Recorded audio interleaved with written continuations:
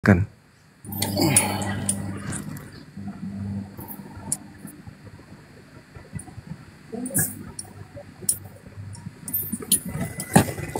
Saya sudah undang buka kamera.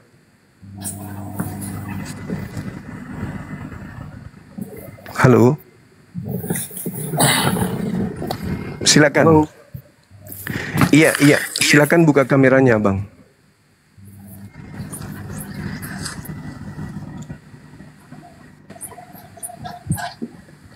Buka kamera.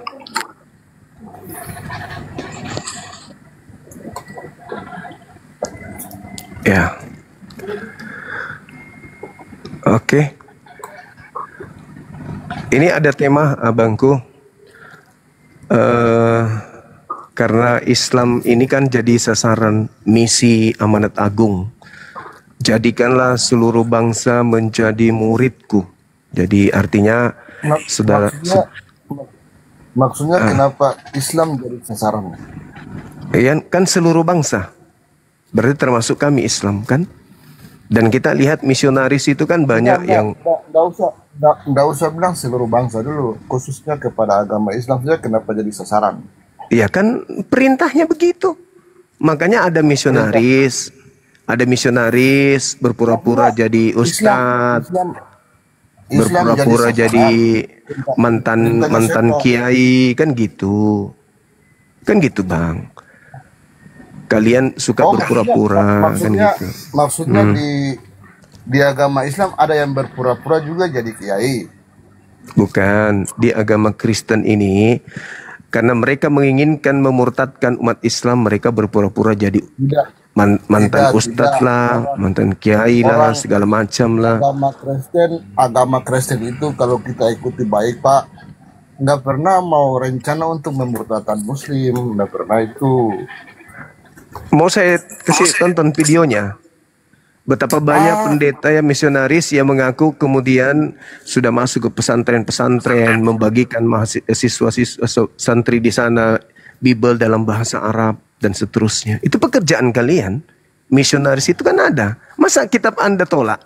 Bunyinya kan jelas, pergilah jadikanlah seluruh bangsa menjadi murid.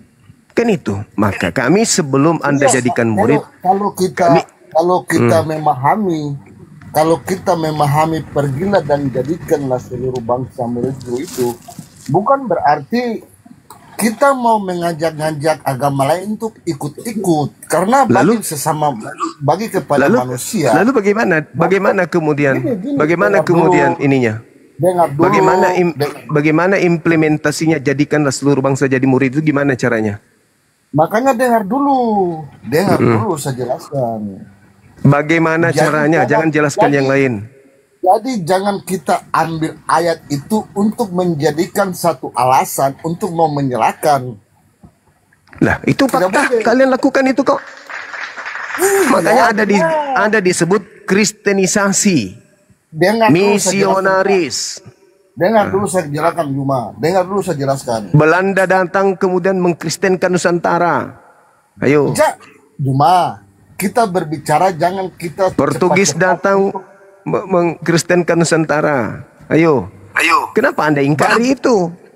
Bang Juma, kalau kita berbicara coba kita sedikit meredahkan emosi kita. Jangan cepat-cepat. Saya tidak emosi. Saya bertanya, apa implementasi perintah jadikanlah seluruh bangsa menjadi muridku itu bagaimana caranya untuk merealisasikan itu, gimana caranya? Itu fakta di lapangan. Makanya dengar saya jelaskan dulu. Kalau kita memaknai kalimat yang dibilang bahwa jadikanlah semua bangsa muridku, itu bukan berarti kita dengar ya saya jelaskan. Bukan kita pergi ke orang untuk, oi, mari ikut saya, bukan seperti itu. Lalu bagaimana caranya? Cara halus. Jadi bukan cara ini. Lalu, ini kalau Anda berbicara belum apa-apa lagi Anda emosi. Lalu tadi kasar enggak? Lalu cara apa? Makanya dengar saya jelaskan dulu. Secara kasar enggak? Dulu aja 300 tahun lebih cara kasarnya, dibunuh, habis itu dimurtadkan. Nah sekarang caranya gimana? Aduh. Gini saya Juma, lebih baik, lebih bagusnya sarannya saya begini. Saran saya begini. Hentikanlah kamu punya debat-debat ini sudah. Oh, nggak bisa dong. Biar kalian leluasa memurtadkan orang gitu. Oh, nggak bisa. Nggak bisa. Menyerang satu dengan yang lain tidak ada. Nggak bisa. Iya, makanya hentikan memurtadkan orang, hentikan kristenisasi. Rubah itu kitabmu supaya jangan tampil seperti keislaman kitabmu, rubah. Suruh itu pendeta-pendetamu, misionarismu untuk jangan berpura-pura jadi Islam. Maksudnya berpura-pura jadi Islam gimana, Bang? Mereka berpura-pura menjadi ustadz dari pesantren ke pesantren, masuk ke pesantren-pesantren. Adakah yang berpura-pura? Adakah yang berpura-pura begitu? Makanya saudaraku, makanya. Dengar dulu. Kenapa mereka melakukan itu? Karena amanat agung. Dengar dulu, saya tidak membantah. Kalau memang itu fakta, dan saya tidak membantah, Pak. Dan saya tidak membantah. Tapi saya mau bilang gini, orang-orang yang seperti itulah yang tidak mempunyai kepercayaan kepada Tuhan. Makanya mereka dia melakukan ini. Perintah Bible yang dia lakukan. Jadikanlah seluruh bangsa menjadi muridku. Ini Matius 28 nomor 19, Markus 16 nomor 16 sampai nomor 20. Iya, dengar dulu saya jelaskan, Pak. Jadi saya mau katakan bahwa orang-orang yang seperti itulah orang-orang yang tidak termasuk di dalam kategori kepercayaan sebagai Tuhan Yesus dan Juru Selamat. Mereka itu ini di dalam perintahnya ini ada perintahnya. Iya, betul. Tapi orang-orang yang seperti abang disampaikan itu adalah orang-orang yang munafik. Kok munafik? Ada perintahnya kok. Percaya kepada Yesus Kristus. Lah, justru Yesus yang katanya perintahkan. Yesus yang perintahkan. Makanya mereka berpura-pura. Lah, Yesus yang perintahkan ini. Oh, kenapa bilang Yesus yang perintahkan, Bang? Matius 28. Ada ayat yang menyatakan bahwa Yesus menyampaikan dengan kalimat berpura-pura. Ada nggak? Dengarkan. Kalau kalimat berpura-pura itu Paulus yang ngajarkan. Filipi 1 nomor 18. Gini. Kata berpura-pura yang disampaikan oleh Paulus itu ada nggak di dalam Bible? Ada. Kan tadi saya sudah mengatakan kepada Anda. Apanya itu? Apanya? Terkait dengan Kristus Yesus, mau diberitakan dengan cara mengelabui, mau cara berpura-pura atau maksud jujur, aku tetap bersuka cita. Yang disampaikan dengan Juma, bahwa yang saya mau tuntut itu kata berpura-pura yang dituliskan di dalam Bible itu ada nggak? Ada. Nah, coba buka saya lihat. Silakan Anda buka. Kitab Anda buka. Yang intinya ada kata bilang berpura-pura ya. Harus bilang berpura-pura. Bukan berpura-pura lagi. Mengelabui. Ini kamu mengelabui. Filipi 1 nomor 18. Anda buka. Juma, Propasis. Kalau kamu berbicara itu jangan kamu pakai cara-cara begitu untuk menjatuhkan orang. Juma. Saudaraku, saya baca data, bukan saya ngarang. Filipi 1 nomor 18. Kristus diberitakan dengan maksud diberitakan dengan maksud palsu, dengan maksud berpura-pura, dengan maksud mengelabui. Ada.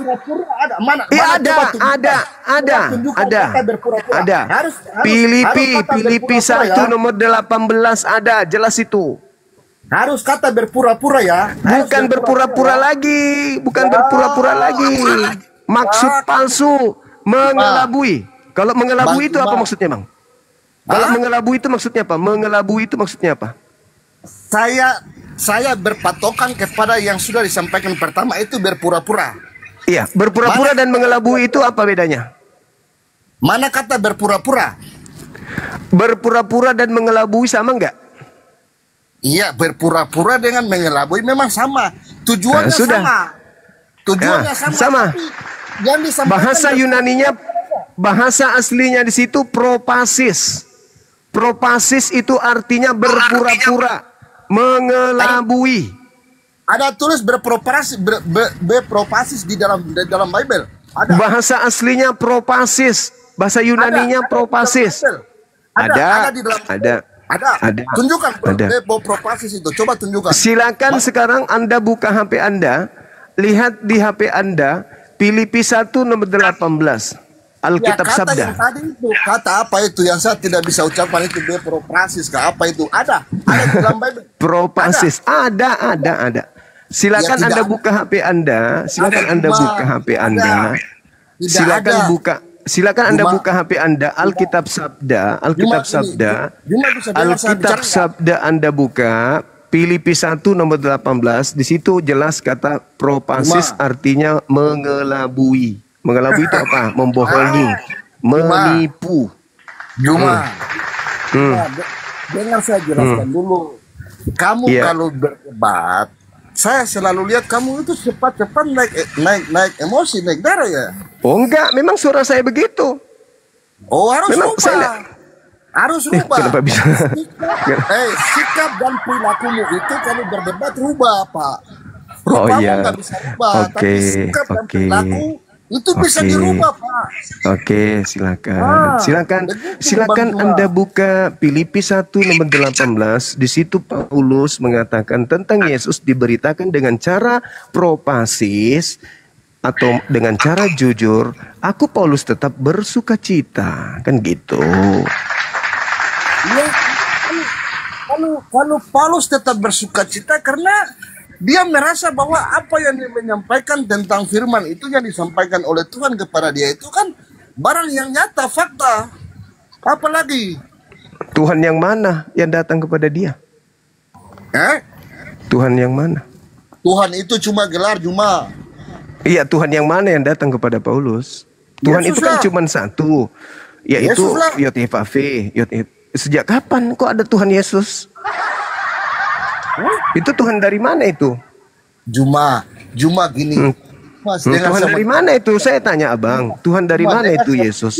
Juma dengar Tuhan sama dari menyampaikan. mana? Juma dengar sama menyampaikan dulu.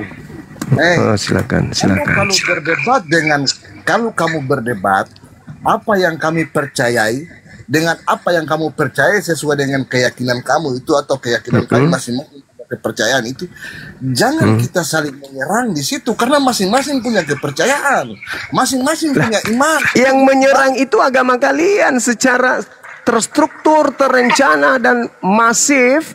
Agamamu yang menyerang agama kami. Lucu. Dengar gini, Pak. Dengar gini Bang Juma, dengar gini. Kalau mau bilang kita yang menyerang, gini aja. Stoplah sudah berdebat ini, stoplah sudah Ya. mempergunakan hal Rubah ini. dulu ini, rubah dulu semua. Keluarkan istilah Al-Quran di dalam sini di kitab Anda. Keluarkan Istilah semua apa? istilah. Istilah apa lagi Juma? Istilah Ini apa? aja sampulnya aja sudah tertulis Alkitab ini, tulisannya Alkitab. Ini Lalu bahasa Al-Quran. Ini bahasa Lalu Al-Quran ini. Ini nama lain dari Al-Quran itu adalah Alkitab. Kenapa ada di sini? Ini kan kitab dibawa oleh Belanda ini. Lalu kalau orang Kristen yang ada di Arab itu, dorang punya Bible dia tulis apa? Dorang Ya punya beda, Bible. silakan silakan Al-Muqaddas di sana. Al-Muqaddas kalau di sana, bukan Alkitab, Al-Muqaddas. Dan itu di Arab. Ini bukan di Arab kan? Ini di Indonesia. Kenapa kalian menggunakan kata ini? Apa tujuannya kalian berpura-pura menggunakan ini? Lah kalau kami yang orang berbangsa Indonesia, orang Indonesia ya sebutkan Alkitab saja lah, mau sebutkan apa cuma. Enggak. Itulah yang tadi disebut berpura-pura, mengelabui, propasis. Lalu maunya Juma itu ganti Alkitab dengan apa? Kalau menurut kamu, coba sama Ya, tanya. apa nama kitabmu? Apa nama kitabmu yang aslinya apa? Nama kitabnya apa? Kalau menurut hemat saya itu Alkitab aja, apalagi. Di Indonesia baru kitab saudara. Makanya, Ini bernama Alkitab di Indonesia. Di Indonesia. Makanya sama tanya Kenapa sama kamu. kenapa jadi Menurut Alkitab? kamu.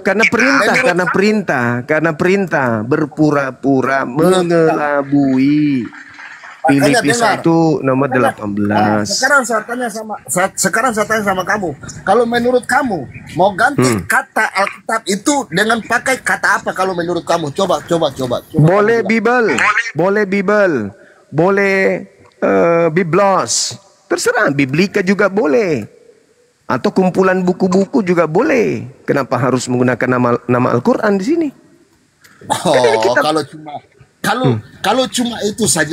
cuma itu saja gampang lah, tinggal dirubah aja kok gampang. Ya Kok silakan. kenapa? Kok Silakan Anda kenapa rubah. harus berbeda? Silakan. Jangan mengatakan gampang, silakan. Serukan seluruh Kristen Indonesia untuk mengeluarkan semua istilah Al-Qur'an di dalam buku ini. Silakan. Nanti saya menyampaikan itu kepada semua supaya ganti itu Alkitab, nama Alkitab. Oke. Kalau menurut kamu. Kita tunggu hasilnya ya. Kita tunggu hasilnya. Iya. Nah, Iya. terus yang kedua, suruh Hmm. misionaris itu berhenti untuk dari rumah ke rumah atau mendatangi orang-orang Islam, anak-anak Islam, membagi-bagikan buku-buku atau baju-baju yang tujuannya untuk memurtadkan. Suruh berhenti itu semua. Ya Bang Jangan Juma yang lagi. suruh aja. Lah. Bang Juma yang suruh aja. Caranya saya menyuruh itu dengan saya tampil di sini. Makanya jangan dilarang. Tidak. Iya, Kan gitu. Makanya jangan dilarang. boleh tampil tapi cara menyampaikan itu coba yang baik-baik saja, jangan saling menyerang apa dan Gimana? sebagainya. Kan Nggak usah. agama Kan Anda itu datang dengan berpura-pura. Datang dengan berpura-pura. yang sopan, yang Agama Anda datang dengan berpura-pura. Maka kami harus menghalang supaya generasi Islam itu tidak menjadi seperti agama Anda menyembah Kristus. Karena orang Yahudi menyembah Hasem, menyembah Elohim, bukan menyembah Kristus. jadi dengar. Juma dengar.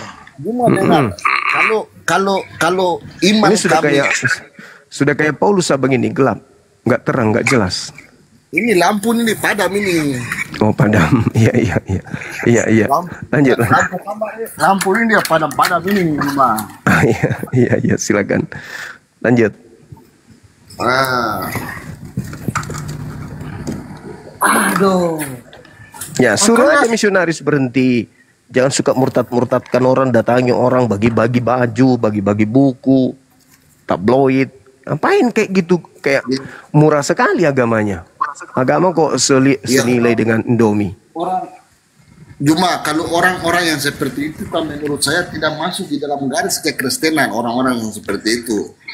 Tapi yang tadi perintahnya kan memang ada, beritakanlah Bible kepada seluruh makhluk. Itu kan ada perintah, Bang. Markus 16 nomor 16. Bukan perintahkan Yang percaya Bible. baptis. Bukan perintahkan, itu dibilang jadikanlah semua bangsa muridku. Tapi kita menyampaikan kebenaran firman ini terserah bagi siapa yang mau mengikut. Ya, memang terserah. Tapi kalau cara-caranya itu baik, boleh. Ini enggak, dia dengan cara-cara propasis. Iya, makanya saya tadi kita membantah kalau orang-orang seperti itu menurut saya orang-orang itu tidak masuk di dalam garis kekristenan, orang-orang itu fasik. Mereka menjalankan perintah Bible kok enggak masuk ke Kristenan. Lucu abang ini. Orang-orang itu yang tidak paham. Makanya mereka melakukan Kan ada hal-hal yang- perintah, jadikanlah seluruh bangsa menjadi muridku. Nah, gimana caranya menjadikan bangsa sebagai murid? Ya dengan cara berpura-pura. Lalu dengan iman pribadi saya, ya, kami menyampaikan. Lalu kalau siapa yang mau dengar, siapa yang mau ikut, tidak terserah dia. Nah, itulah makanya kami ada. Itu Karena kami aja. berarti Anda sudah akui kan bahwa ada perintah amanat agung untuk memberitakan Bible kepada seluruh makhluk, termasuk kami kan? Anda sudah mengakui.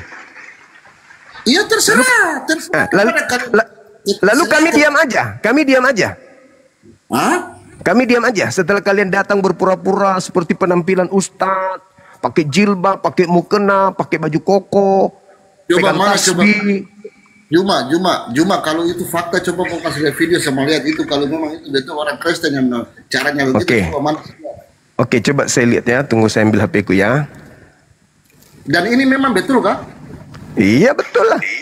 Kok anda selama ini? Jangan sampai itu bukan orang Kristen kamu mengada-ngada aja ini. Ya silakan aja Anda bilang gitu. Sekarang Anda, saudara saya ini di mana tinggal kok sampai nggak tahu misi kristenisasi di Indonesia? Karena saya tidak sibuk dengan hal-hal begitu. Untuk apa? Untuk memecah belah.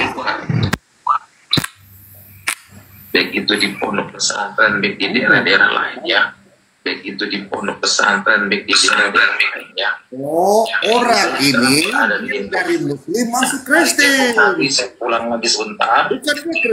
Bukan awalnya, bukan awal Kristen asli. Saya sudah ada lagi di Kalimantan atau di Padang.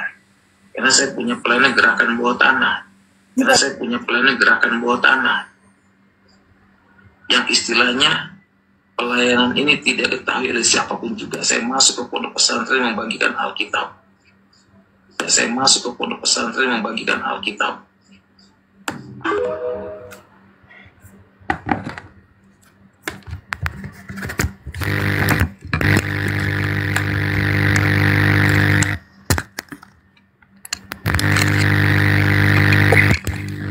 Jadi orang itu bukannya awalnya dia orang Kristen, aslinya Kristen, dari nenek moyangnya bukan.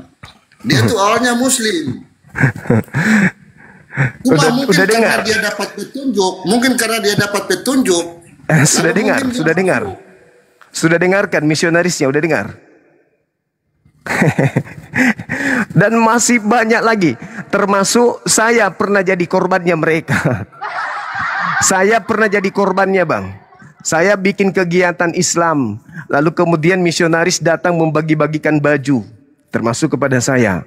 Ketika baju itu saya bakar, saya dilaporkan kemudian kepada pihak berwajib. Kan lucu. Saya yang jadi sasaran pemurtadan, saya juga yang dilaporkan kepada pihak berwajib. Aneh gitu loh. Jadi itu sudah ada unsur pemaksaan.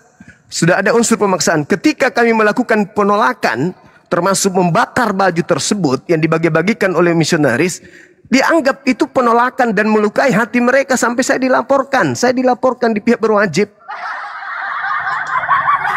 Dianggap penistaan karena menolak dimurtadkan. Saya menolak dimurtadkan, saya dilaporkan. Berkongkol-kongkol pula tuh dari pihak kuasa hukumnya, saksi-saksinya. Dan yang lucu, yang menjadi saksi pelaporan adalah yang membagikan baju kaos ke saya. Itulah misionaris. Pingin kali kami murtad. Kan lucu. Aneh kan? Nah, sekarang saudara datang ke sini, ingin menghentikan kami. Oh, nggak bisa. Hentikan dulu misionaris. Hentikan penghujat-penghujat Islam. Ajak semua yang kabur ke luar negeri yang menghujat Islam itu masuk ke Indonesia kembali. Hentikan penistaan agama Islam. Kan itu. Hentikan kemudian misionaris dari rumah ke rumah, dari lorong ke lorong.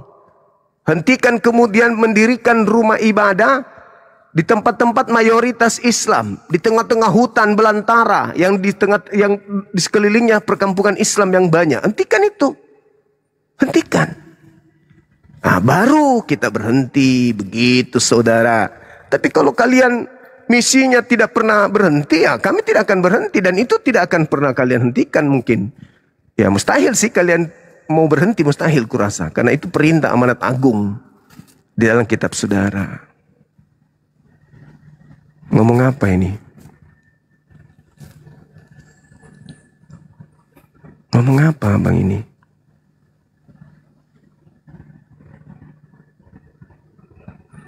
Nah, tapi kalau dengan perkataan kamu begini, saya juga bisa bilang bahwa di daerah Jawa sana juga orang Muslim membantai kami Nasrani untuk beribadah.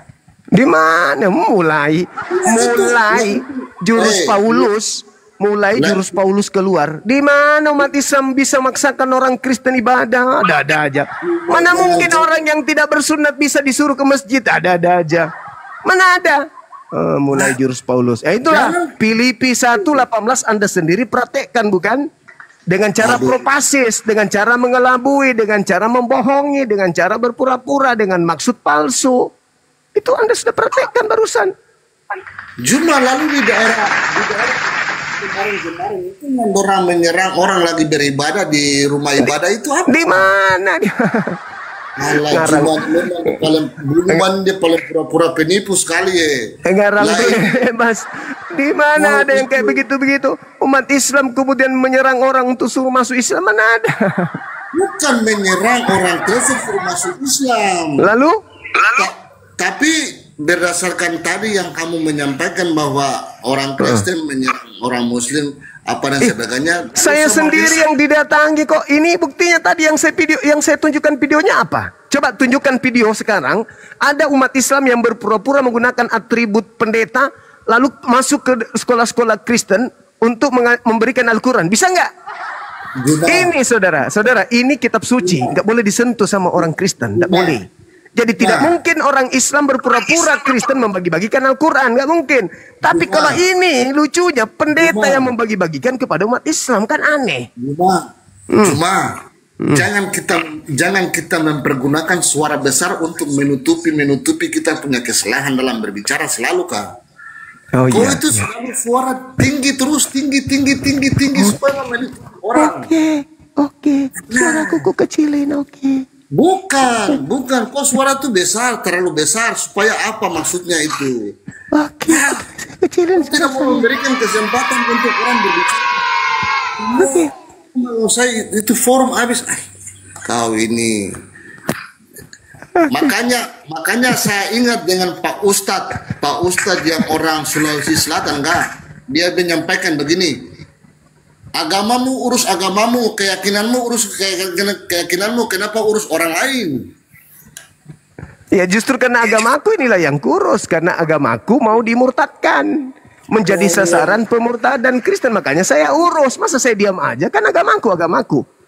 Maka ketika kita jadi ustadz itu menyampaikan ceramah itu jangan menyenggol-nyenggol, jangan itu kalau ustadz, saya bukan ustadz, saya ini apologet Islam. Apologet Islam itu pembela akidah Islam. Apologet juga, tapi ranah berbicara itu kan ada di situ tentang agama Muslim kan, begitu juga ustadz. Iya, makanya hentikan aja, sederhana kok. Hentikan gerakan kristenisasi, hapus semua istilah Al-Quran di dalam Bible, jangan berpura-pura tampil seperti Islam. Selesai, damai kita, aman. Selama itu belum dihentikan, ya selama itu juga kami akan mempertahankan akidah kami dengan teknik menyerang. Kan begitu abangku. Suruh berhenti kristenisasi itu, suruh berhenti. Kalau pakai cara menyerang, bagaimana negara kita ini mau aman, mau damai? Lah, daripada kami diserang terus, kami bertahan dengan cara menyerang dong. Kenapa tidak bisa undang lalu hadir di dalam satu forum terus berbicara secara kekeluargaan begini dan begini? Kenapa itu sudah pernah kami lakukan. Tapi dari pihak pendeta sendiri, pertama dia pasang tarif 200 juta per orang. Kemudian yang kedua setelah itu dia minta supaya dihadirkan banyak hal, difasilitasi hotel bla bla dan seterusnya. Lalu setelah itu mundur, berhenti, tidak jadi. Lalu kalau bisa sekolah STT itu jangan lagi ada pelajaran Islamologi di dalamnya. Gitu. Iya, makanya tujuan saya tanya Bang, sekolah teologi itu apa fungsinya belajar Islamologi? Apa tujuannya dia mempelajari Islam tapi dengan cara menipu mahasiswa? Apa tujuannya? Universitas apa? STT itu. Sekolah tinggi teologi itu mereka mengajarkan Islamologi dengan cara-cara yang tidak sesuai dengan Islam. Mereka menghujat Tuhan kami di situ. Adakah yang cuma tahu seperti itu mereka mengajar begitu? Makanya abangku, lihat aja tim kita sudah melaporkan STT yang ada di Nias sana itu. Itu kita sudah laporkan. Kenapa? Dia mengajarkan kemudian tentang Islam tidak sesuai dengan ajaran Islam. Menghina, menghujat, menista. Terus ketika sudah dilapor ada tindakan pemerintah tidak? Ya, Ada wallahu tindakan. alam, prosesnya masih berjalan. Ya, kenapa juga harus Oke. Mungkin kita berdebat dulu sampai di situ. Saya minta pamit. Oke. Salam hormat. Siap. Terima kasih. Terima Bang kasih Juma, saudara. selamat- Sama-sama saudara Jonathan. Sehat terus. Ya. Banyak belajar lagi. Amin, amin.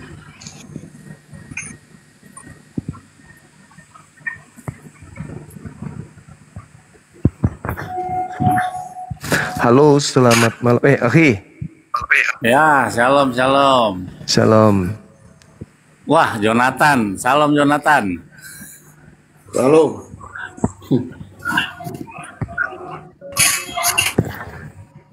Jonathan dari mana ini? Jonathan bingung mau turun nih kayaknya. Dari Papua. Oh, dari Papua. Oke, oke. Dari Papua, bos. Oke, Papua. Ya, halo. Assalamualaikum. Sensei. Waalaikumsalam warahmatullahi wabarakatuh. Siap. Ya, ini baru ganti device dulu nih. Ya tadi HP-nya HP Iya. kalau panas dia Merah terus nggak tadi. bisa. Iya, ini udah lumayan lah. Iya, Masya Allah. Jadi, Saudara Yonatan di Papua ini ya? Iya, di Papua, Bang. Oke. Neplos ke bawah. Halo saudara Patrick, selamat malam. Selamat malam. Dari Katolik Protestan. Katolik bang. Katolik. Oke. Bisa buka kamera? Gelap nih bang, soalnya di perantauan bang. Oh, di perantauan. Nggak ada PLN berarti di sana. Nggak ada PLN di perantauan, nggak ada PLN. Ya, Bang. Aku cuma bertanya saja bang, boleh bang? Apa itu? Yesus itu bang, gimana konsepnya bang? Aku agak bingung bang. Tapi Katolik. Iya, aku mencari jalan kebenaran bang. Lama aku mikirkan ini bang. Konsep Yesus gitu, kepikiran terus aku bang. Ya, setahu saya sih kalau berbicara mengenai Yesus di dalam Bible nih, di kitab ini mengaku diutus kepada Bani Israel, mengajarkan hukum Taurat, mengajak Bani Israel kembali kepada hukum Taurat itu. Dia hanya ingin dikenal sebagai Mesias. Dia hanya ingin dikenal sebagai orang yang diurapi Tuhan. Nah, itu. Nggak ada masalah sampai di situ, nggak ada masalah. Kan tujuannya adalah untuk mengajak Bani Israel kembali kepada hukum Tuhan. Tapi yang bermasalah ini, yang diajarkan oleh Kristen, kok Mesias jadi Tuhan? Itu loh. Kok bisa? Dan kalau ditanya, Yesus yang Tuhan itu Tuhan yang mana? Jawaban mereka adalah Tuhannya Bani Israel.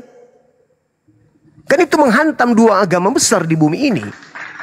Agama Yahudi, agama Islam. Karena dua agama ini menuhankan kepada Tuhan yang hakikatnya sama. Yang mengajarkan kemudian pengajaran satu Tuhan kepada Bani Israel, Bani Ismail. Nah itu, ketika Kristen mengusung konsep Yesus adalah Tuhannya Bani Israel yang mengambil rupa manusia, waduh, hancur kita sudah. Tapi kalau sebenarnya Kristen itu mengatakan bahwa sesuai dengan Filipi 2 nomor 6, nomor 7, nomor 8, rupanya yang menjadi Yesus itu adalah Theos. Apa Theos itu? Dewa orang-orang Roma dan Yunani. Nah, itu baru bisa diterima.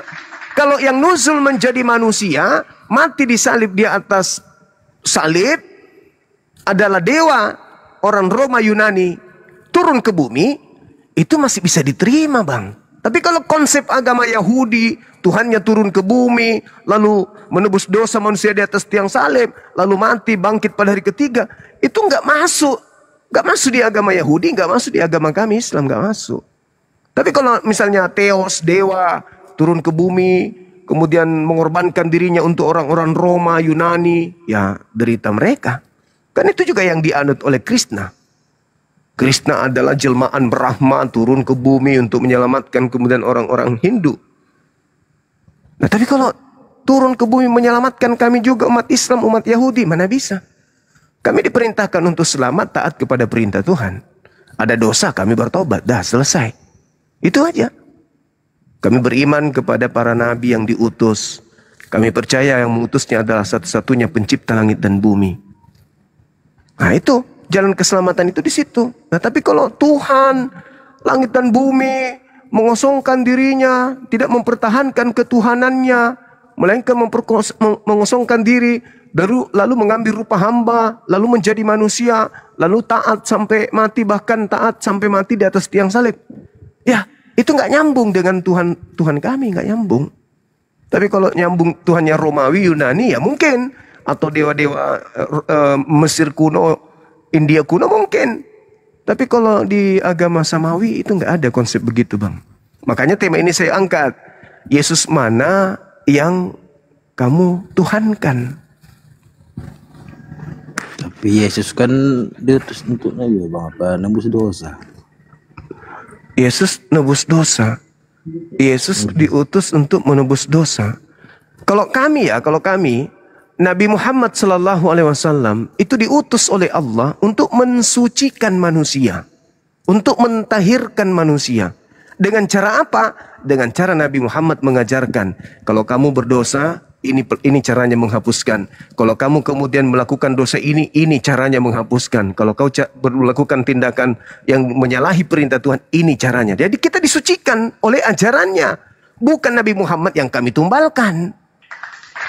Nah kalau Yesus turun mengajarkan menghapuskan dosa, Yesus juga begitu kan dalam Bible. Bertobatlah, bertobatlah, bertobatlah. Berilah dirimu dibaptis, bertobatlah. Kan itu ajaran Yesus. Lagian nih, kalau kita mau berbicara mengenai salib. Orang-orang Yahudi berdasarkan Al-Quran, surah Al-Hajj ayat 35. Mereka diperintahkan oleh Tuhan langit dan bumi untuk berkurban hewan, binatang ternak. Sapi, domba, kambing, lembu. Kami pun demikian adanya.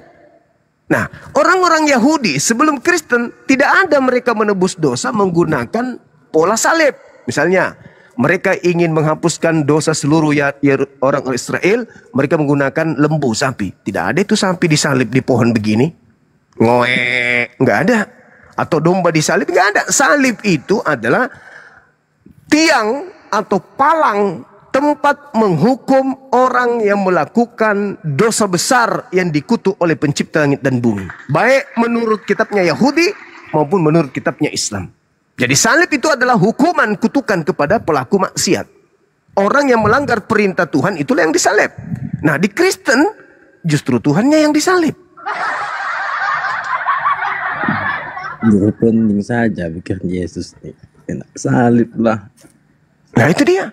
Padahal kan, coba dilihat di dalam kitab Tawarik. 2 Tawarik 7:14.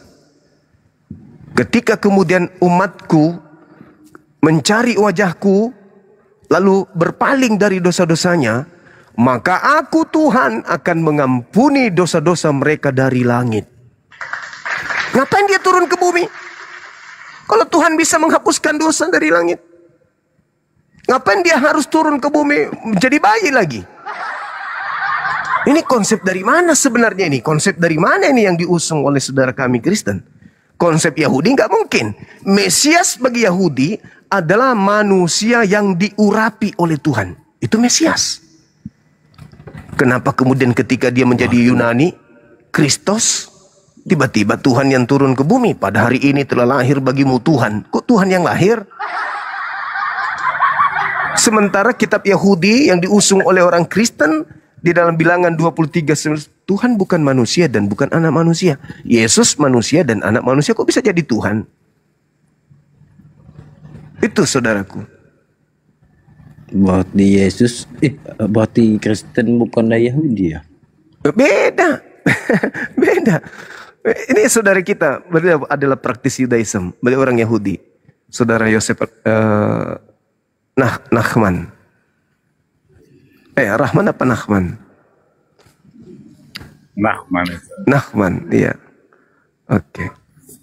Itu beliau adalah orang Yahudi, penganut kitab Taurat, Tanak. Nah, yang bikin saya itu kadang malu gitu loh ya. Andaikan saya nih, andaikan Al-Qur'an saya. Ini Al-Qur'an. Tertempel terjemahan kitabnya agama Yahudi. Dan Islam ternyata beda dengan Yahudi. Tetapi kitabnya saya ambil. Tetapi saya mengaku lebih benar daripada mereka. Lah saya cuma menggunakan terjemahan kok. Mereka yang punya original teks, masa saya lebih benar yang pakai terjemahan, apalagi selalu direvisi? Pasti mereka lah yang mendekati kebenaran itu, karena mereka yang punya kitab. Malu saya menjadi seorang Muslim, mengaku Muslim, wah Islam yang paling benar. Padahal di sini ada kitabnya Yahudi menempel. Sementara orang Yahudi tidak Islam. Malu saya. Nah begitulah Kristen. Ini kitabnya Kristen ini bang. Ada yang disebut perjanjian lama, ada yang disebut perjanjian baru. Perjanjian lama ini sebenarnya kenapa tidak diklaim sama orang Yahudi? Karena perjanjian lama ini orang Yahudi sudah tidak merasa itu kitab kami. Terjemahannya pun kagak lagi. Kenapa? Karena sudah terlalu jauh. Sudah terlalu jauh dari kitab Tanak aslinya. Kebanyakan direvisi itu. Nah, itulah jadinya. Nah, sedangkan perjanjian lama ini sebenarnya adalah perjanjian baru Tuhan kepada Bani Israel. Nah, itulah iya, itu makanya saya berpikir, loh ini orang Kristen dari mana dapat ilmu kalau Taurat itu adalah perjanjian lama. Sedangkan Taurat itu adalah perjanjian baru Tuhan kepada Bani Israel. Kok bisa kalian rubah menjadi perjanjian lama?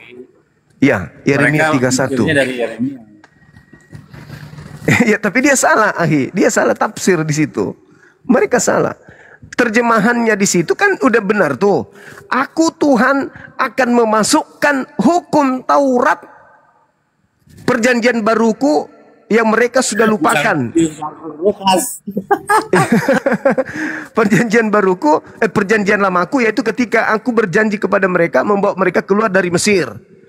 Itu perjanjian lama. Perjanjian baruku adalah aku akan memasukkan hukum Taurat ke dalam batin setiap Bani Israel dan Bani Yehuda. Itu perjanjian baru. Nah kenapa jadi perjanjian lama di agama Kristen? Apa hubungannya dengan Kristen kitabnya orang Yahudi ini? Nah itu saudara. Jadi apa ya? Justru saya berpikir begini. Kenapa orang Kristen tidak mau menggunakan original teks kitabnya orang Yahudi? Karena mungkin takut ketahuan kalau ternyata mereka hanya menggunakan kitab Yahudi itu sebagai alat untuk melancarkan ajaran Yunani Romawi itu. Begitu saudara. Silakan saudara Patrick. Atau mungkin ada yang mau disampaikan Aku kebanyakan nonton itu bang, nonton almarhum Ustadz Yahya Waluni juga waktu itu. Oh iya. Lah aku. Almarhum. Ya, saudara dari mana? Dari orang Jawa kah? Orang mana? Sulawesi? Lombok. Orang Lombok. Iya, iya. Oke. Waktu itu Kristen agama bukan Yahudi ya. Ibarat sesat lah gitu bang nih, Kristen nih. Ya, kalau saya bertanya saudara, Kristen ini nabinya siapa? Yang menerima firman di tengah-tengah mereka itu siapa? Kalau teman kita Yahudi kan banyak nabi-nabi. Dan itu jelas tertulis juga di Al-Quran. Nabi Abraham, kemudian Ismail, Ishak, kemudian Yakub. Itu kan Ibrahim. Ya, di kami Ibrahim. Nah, itu kan mengajarkan pola kepada mereka bagaimana cara ibadah, bagaimana hubungan dengan Tuhan, bagaimana hubungan dengan manusia. Itu kan diajarkan tuh. Nah, sedangkan Kristen ini dari mana? Nabinya tidak ada.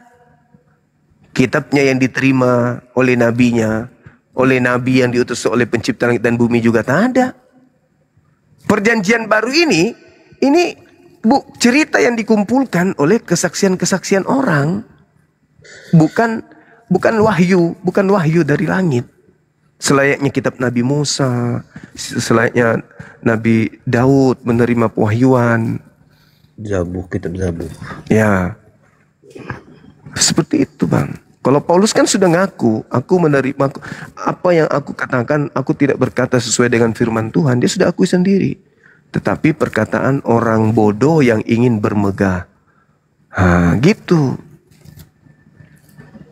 Paulus itu murid Yesus ya, Bang. Gimana? Paulus murid Yesus kah Paulus itu? Oh, bukan. Bukan murid Yesus.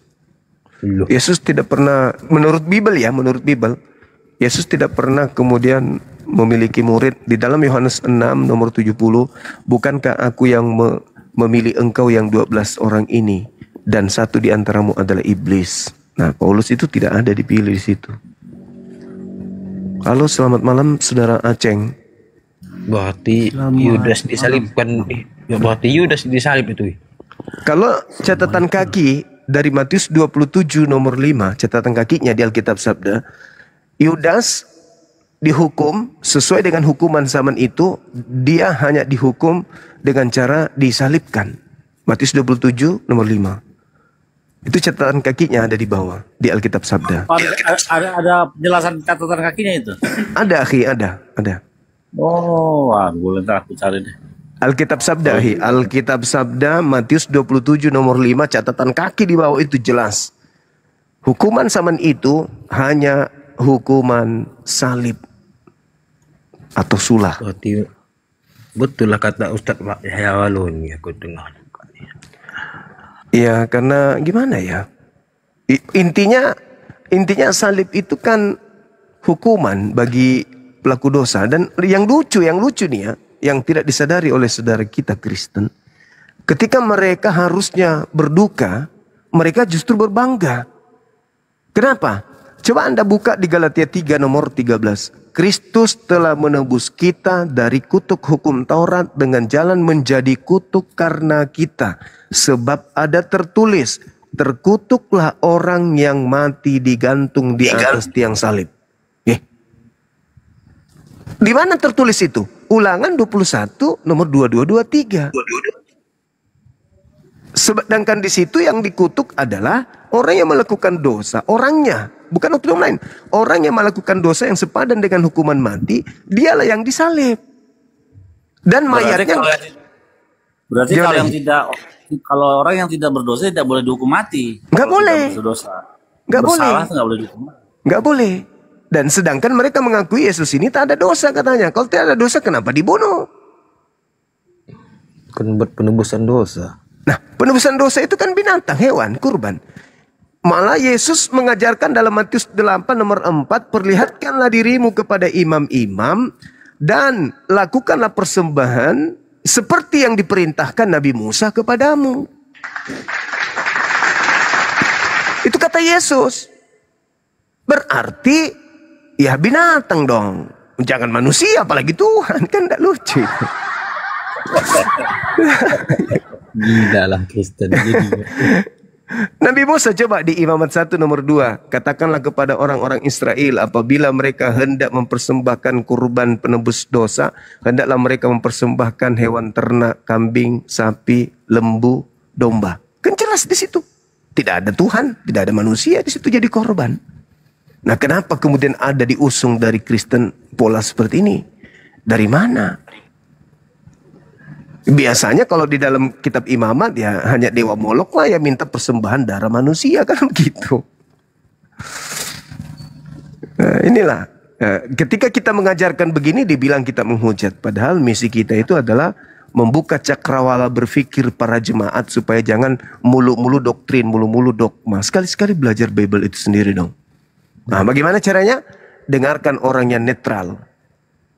Netral itu artinya tidak punya kepentingan. Tidak ada uang di situ. Anda ikut jemaat saya dapat uang. Enggak. Tapi benar-benar yang menyampaikan isi Bible itu dengan apa yang ada di situ. Itu yang disampaikan. Seperti itu, Bung. Makanya saya bertanya selalu, ini yang disembah oleh teman-teman di gereja yang bernama Kristus ini siapa? Tuhan katanya. Tuhannya siapa? Tuhannya Yahudi, bukan Kristus. Ada nggak kemudian pencipta langit dan bumi di dalam kitab Tanak gelarnya itu Mesias? Mesias. Enggak ada kan? Enggak ada. Kalau kita lihat Mesias itu bukan Tuhan, kita tahu dari mana? Dari Yesaya 11 ayat 1 sampai 3 itu. Iya, yang kesukaannya takut akan Tuhan. Ah. Jadi dia Mesias itu takut akan Tuhan, bukan Tuhan takut sama Tuhan. Jadi Mesias itu manusia yang diurapi. Itu. Tidak bisa kita lari dari kaidah itu. Mesias itu adalah manusia yang diurapi Tuhan. Makanya ketika di dalam kitab saudara pada hari ini telah lahir bagimu juru selamat Kristus Tuhan, itu di situ ada upaya untuk menjerat orang. Karena sebenarnya di situ adalah pada hari ini telah lahir bagimu juru selamat manusia yang diurapi Tuhan. Itu baru betul. Tapi di situ disingkat dia. Pada hari ini telah lahir bagimu juru selamat Kristus Tuhan. Nah, seakan-akan Kristus ini Tuhan. Padahal Kristus itu harusnya diterjemahkan.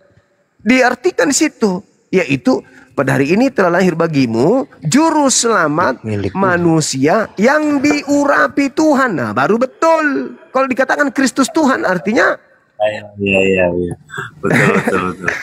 ada gitu, kalau kita lihat di dalam Ratapan 4 nomor 20. Kemudian dalilnya di dalam Mazmur berapa? Mazmur 28 nomor 8. Mesias dalam bahasa Ibrani itu Mesias itu artinya orang yang diurapi. Isa Al-Masih apakah sama, Bang? Kalau Isa Al-Masih bagi kami itu adalah nabi yang datang ke tengah-tengah Bani Israel. Tapi dia cuma singkat waktunya, dia hanya mengajarkan Bani Israel kembali kepada hikmat Torah. Gitu. Nah, inilah yang kemudian diupayakan oleh orang-orang pada zamannya, orang-orang yang kufur terhadap ajaran Nabi Musa, orang yang ingkar kepada pencipta langit dan bumi, diusahakan dibunuh. Dan itu selaras dengan Yohanes 11 nomor 45 sampai nomor 57. Coba Anda buka. Di situ ketika orang-orang melihat Yesus membangkitkan orang mati, bermukjizat bla bla bla bla dan seterusnya, di situ mereka diantaranya orang Farisi melapor kemudian ke imam-imam. Dia mengatakan begini, bagaimana ini bos? Kalau Yesus ini kita biarkan begini, maka orang akan semakin banyak percaya kepada dia. Dan kalau sampai banyak orang yang percaya kepada dia, maka bangsa Roma akan datang merampas tempat suci kita dan bangsa kita. Maka imam kepala memanggil mahkamah agama, orang-orang Farisi, ahli Taurat berkumpul. Lalu Kayapas sebagai imam besar setahun itu mengatakan begini, kalian tidak insaf dan kalian tidak tahu bahwa adalah lebih baik satu orang mati, yaitu Yesus, daripada seluruh bangsa kita ini binasa. Itu kata imam kepala pada saat itu. Maka mulai tahun itu Imam Kayapas, imam besar, bernubuat. Nah, inilah salahnya teman-teman, selalu nubuatan Yesus itu selalu mengambil di Yesaya lah, Yesaya 53, 52, Yesaya 9, Yeremia. Ngapain ke situ? Sementara Kayapas sebagai imam tahun itu sudah bernubuat tentang Yesus. Apa kata nubuatannya? Maka mulailah Kayapas bernubuat tahun itu juga bahwa Yesus harus mati untuk bangsa kita dan untuk anak-anak Israel yang tersebar ke seluruh bangsa. Itu. Maka nomor 53-nya, maka mulai saat itu mereka sepakat untuk membunuh Yesus. Jadi latar belakang upaya membunuh Yesus itu bukan dosa waris dari Nabi Adam. Bukan ada nubuatan di kitabnya orang Yahudi, bukan. Tapi karena kecemburuan sosial politik. Tertulis. Nah, nanti kemudian ada yang merampas. Sebagaimana yang diceritakan di kitab Kejadian 49. Ketika Nabi Yakub memanggil anak-anaknya yang 12 ini. Dipanggil, kamu diramalkan, dinubuatkan masa depanmu seperti ini. Benyamin katanya di situ di nomor 27. Kau Benyamin, nanti lakumu seperti serigala. Kamu merampas, habis itu kau bagi-bagikan hasil rampasanmu. Nah, saya dapat data di dalam Filipi 3 nomor 5. Paulus mengaku saya adalah keturunan Benyamin. Nah, Paulus inilah yang kemudian merampas. Seperti Galatia 3 kan? Kan itu merampas. Untuk itu, Kristus telah menebus kita dari kutu hukum Taurat. Kita di situ siapa? Kristen katanya. Lah, sejak kapan Taurat ini untuk Kristen? Taurat itu kan milik kepunyaan Bani Yakub. Nah, kenapa kemudian Yesusnya ini mati untuk orang Roma, orang Belanda, orang Indonesia, menebus Torah untuk mereka. Taurat itu hanya untuk Bani Israel kok. Di Ulangan 33 nomor 1 sampai nomor 4. Hukum yang datang kepada Nabi Musa adalah hak milik kepunyaan Bani Yakub. Itu jelas itu. Terus kenapa Yesus mati untuk orang Roma? Kan aneh. Tapi lebih aneh lagi, ya kita yang ada di Indonesia ini. Karena tertulis di dalam Galatia 3 nomor 4. Galatia 4 nomor 5 tertulis. Yesus datang untuk menebus orang-orang yang takluk di bawah hukum Taurat. Sekarang pertanyaannya, apakah orang Indonesia itu hidup di bawah hukum Taurat? Kan tidak. Nah, Yesus datang untuk nebus orang-orang yang hidup di bawah hukum Taurat. Banyak keanehan. Dan yang dibutuhkan di situ adalah pemikiran jernih, bukan hanya sebatas ilusi dalam beragama. Begitu Saudara Patrick. Saudara Aceng, selamat malam. Assalamualaikum Bang Zuma. Waalaikumsalam warahmatullahi wabarakatuh. Dari mana Bang? Aduh, biasanya dulunya nonton di YouTube waktu di WA. Dari Belitung Bang. Siap, Bangka Belitung. Siap. Salam buat Kapolda kita di sana. Salam ukhuwah bilang dari Bang Suma. Begitu Saudara Patrick. Yang kami paham gitu berdasarkan Bible. Adapun data yang saya baca. Kebanyakan teman Muslim, Bang. Oh, gimana?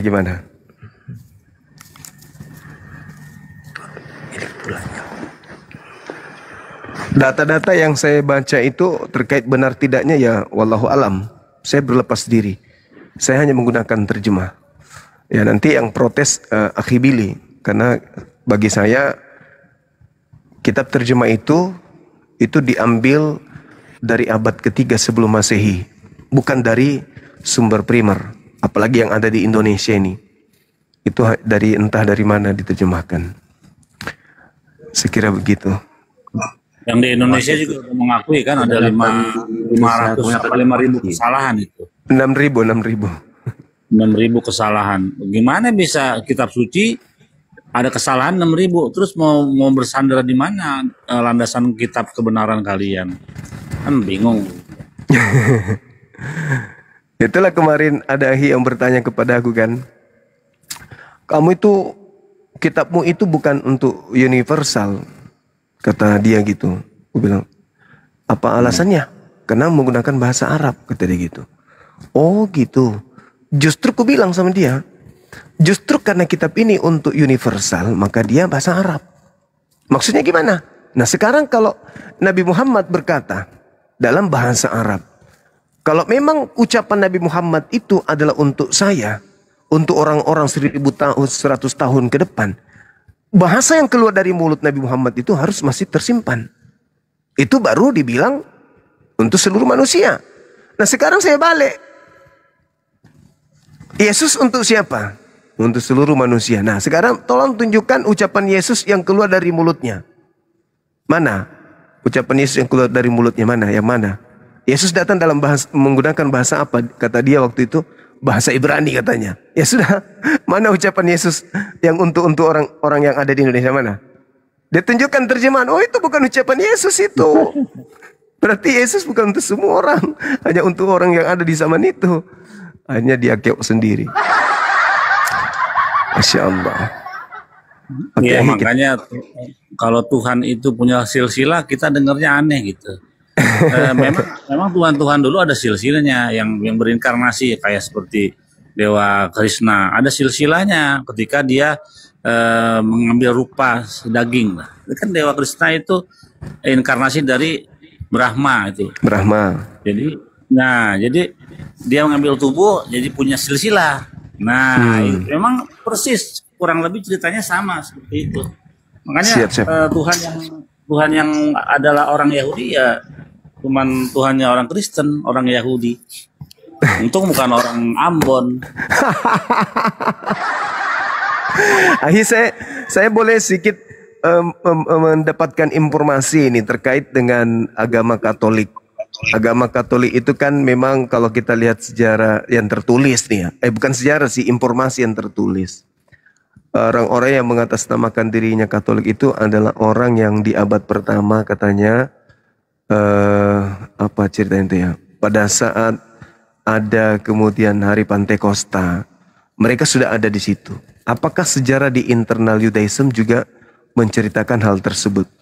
Karena dalam tradisi Katolik, mereka memandang bahwa mereka bermula pada hari Pantekosta itu ketika mereka berada di sebuah loteng yang ada di kota Yerusalem di abad pertama.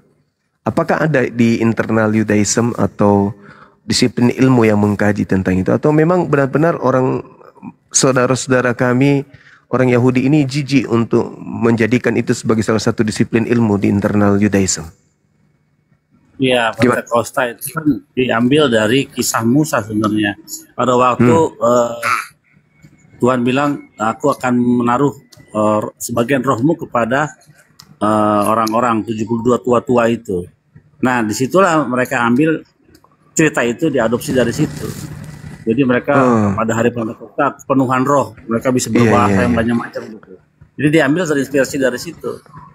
Tapi sekali lagi, ya, jadi sekali lagi yang dikatakan Roh Kudus, Roh HaKodes itu bukan Tuhan, bukan adalah bagian dari Tuhan. Itu adalah semua ciptaan. Roh Kudus lawannya ialah roh najis. Coba kita lihat di situ ketika kitab.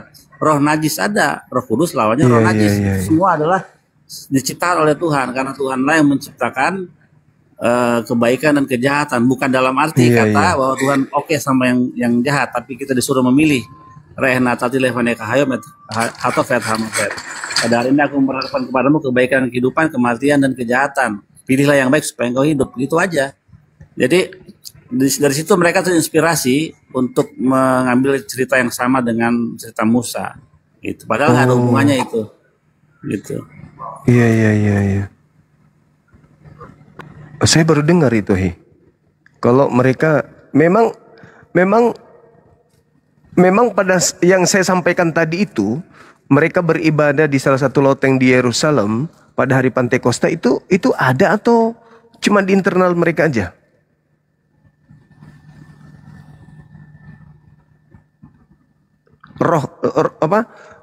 Apa ya bilangnya? Pantekosta, Katolik, maksudku Katolik. Mereka mengambil dari hari Pantekosta, oke. Tapi Katoliknya maksud saya, Iya, mereka di loteng rumahnya siapa itu? Kan kita itu tahu. Dia. Itu dia di masalahnya. Loteng mana? Di lotengnya Bait Suci apa di mana? Salah satu rumah katanya, salah satu loteng yang ada di Yerusalem. Oh, lotengnya Sule kali itu. Allah. Ya ada, kita nggak ada catatan seperti itu.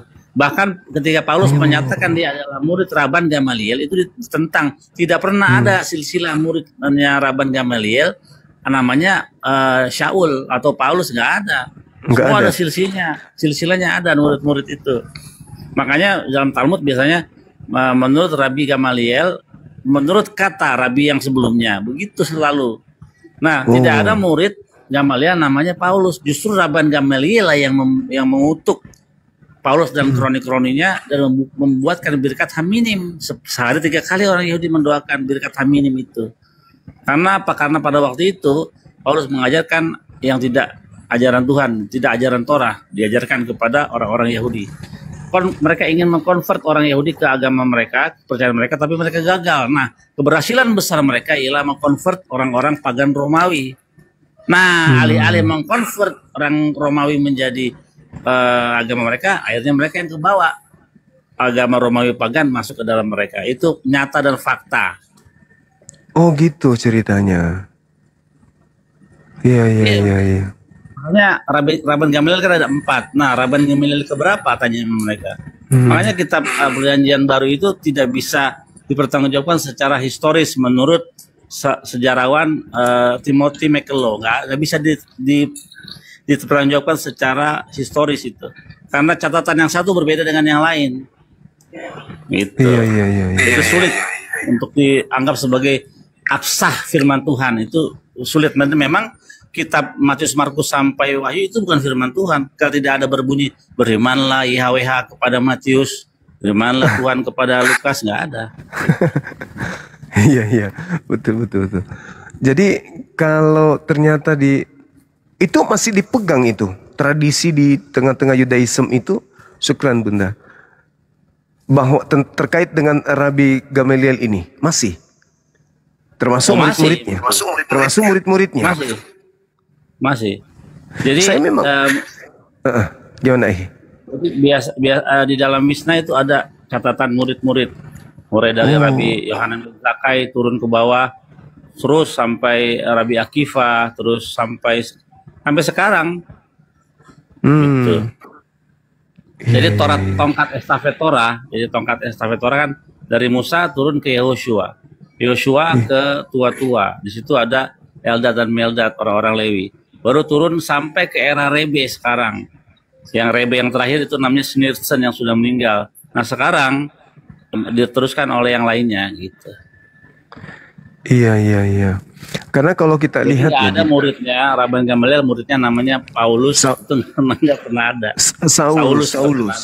Nah, kalau kita lihat, saya memang curiga di dalam Kisah Para Rasul 13 nomor 1 itu dikatakan begini, ada beberapa pengajar dan nabi-nabi di Antioquia, di antaranya Saulus. Berarti Saulus ini memang sudah mereka kenal sebagai nabi. Nah, yang lebih aneh lagi, dia mengaku sebagai orang Ibrani, sebagai keturunan Benyamin, orang Farisi katanya. Tapi silsilahnya kita nggak tahu nama bapaknya siapa, nama mamanya siapa. Sedangkan kita nggak tahu. Tuhannya aja punya silsilah. Atau jangan sampai dia adalah tokoh fiktif yang dibentuk kemudian untuk melegalkan catatan-catatan 13 buku ini. Karena kita nggak tahu siapa nama bapaknya, siapa nama ibunya. Nah, sementara dia kedudukannya yang memberikan 13 buku kepada otoritas agama mereka. Ya, itu juga. Dan catatan Paulus itu berbeda dengan Yesus ya, dalam pemahaman teologi ya. Iya, beda ya? Iya, beda. Nah, kalau Yesus itu konsentrasinya Elohim atau Eloah atau Bapa itu satu, tidak bisa dilihat, tidak serupa dengan manusia dan seterusnya. Itu ajaran Yesus itu. Baru yang mengangkat dia sebagai Tuhan Paulus. Ya, Paulus, betul. Paulus. Ya bisa jadi itu politik Roma untuk mengambil hati orang-orang pada waktu itu dan kebablasan sampai sekarang gitu. Iya, bisa jadi kan. Jadi Paulus ini yang dijadikan dijadikan tokoh di sana. Bisa karena jadi. Kalau Paulus itu pernah jadi Yahudi, ya tetap aja dia pernah jadi Yahudi, dia tetap urusannya dia dicap sebagai bidat, tidak sesuai dengan ajaran Taurat, makanya dikeluarin. Pasti kan gitu. Dalam catatan sejarah ini yang aku punya di bukunya Max Isaac Demon dikatakan Paulus itu mengajarkan ajaran yang berbeda dari Torah di sinagog. Jadi ketika ada orang-orang mereka ngajarin begini, mereka dengar ini di mana? Kita nggak temukan dalam Taurat. Makanya Rabbi Gamaliel marah, dibuatkan birkat haminim, kiranya nama mereka dihapus dari kitab kehidupan, kiranya mereka dihancurkan dengan segera. Bimera biyamenu tuh, hancurkan mereka dengan segera ya Tuhan. Itu doanya. Sampai sekarang orang Yahudi mendoakan itu sehari 3 kali. Karena apa? Paulus mengajarkan bukan ajaran Torah di sinagog. Nah, ketika dikeluarkan dari keanggotaan sinagog, mereka membuat gedung yang sama seperti sinagog, jadilah itu gereja. Gitu. Oh gitu ya.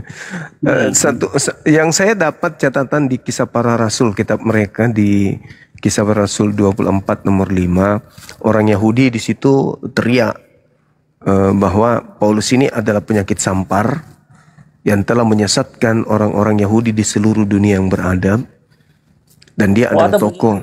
Ada, dan dia adalah tokoh dari Kristen gitu. Orang-orang Yahudi teriak di sana. Nah, yang dulu saya pernah sampaikan yang di Kisah Para Rasul 21 nomor 15 sampai 26 itu. Bilang ada Paulus itu bertobat sempat. Bertobat. Mana itu?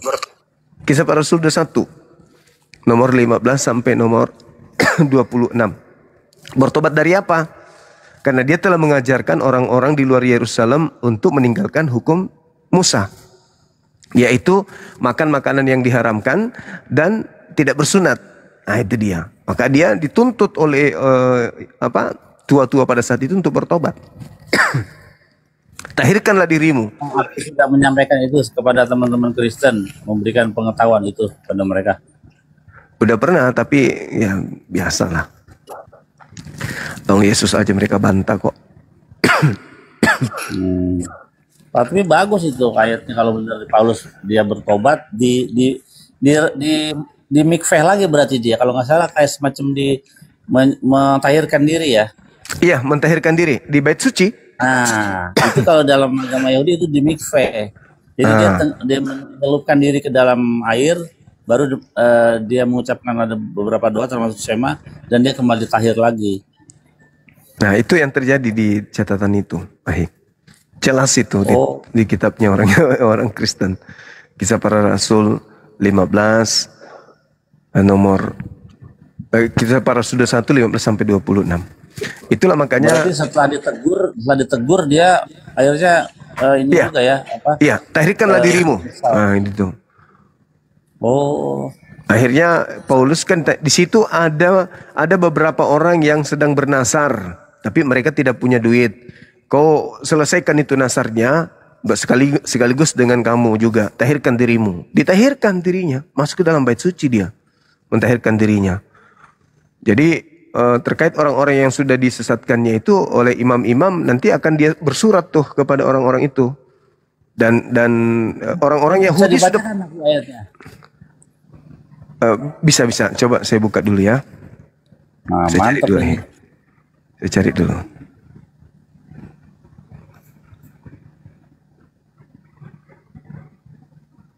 Kisah 21. Kalau saya tidak menghafal secara detail, tapi garis besarnya saya tahu. Jadi gini, sesudah beberapa hari lamanya tinggal di Kaisarea, berkemaslah kami lalu berangkat ke Yerusalem. Bersama-sama dengan kami turut juga beberapa murid dari Kaisarea. Mereka membawa kami ke rumah seorang yang bernama Manason. Ia dari Siprus dan sudah lama menjadi murid. Kami akan menumpang di rumahnya. Ketika kami tiba di Yerusalem, nah tuh, semua saudara menyambut kami dengan sukacita. Pada keesokan harinya, pergilah Paulus bersama-sama dengan kami mengunjungi Yakobus. Semua penatua telah hadir di situ. Paulus memberi salam kepada mereka, lalu menceritakan dengan terperinci apa yang dilakukan kemudian Theos, Tuhan, di antara bangsa-bangsa lain oleh pelayanannya.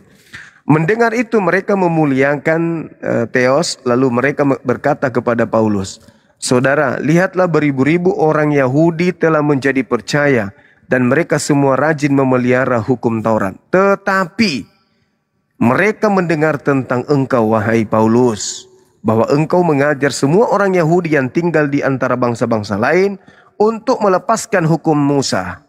Sebab engkau mengatakan supaya mereka jangan menyunatkan anak-anaknya dan jangan hidup menurut adat istiadat kita.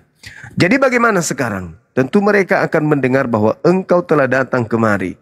Sebab itu, lakukanlah apa yang kami katakan ini. Di antara kami ada 4 orang bernazar. Bawalah mereka bersama-sama dengan engkau. Lakukanlah pentahiran dirimu bersama-sama dengan mereka dan tanggunglah biaya mereka. Sehingga mereka dapat mencukurkan rambutnya, maka semua orang akan tahu bahwa segala kabar yang mereka dengar tentang engkau sama sekali itu tidak benar, melainkan bahwa engkau telah memelihara hukum Taurat.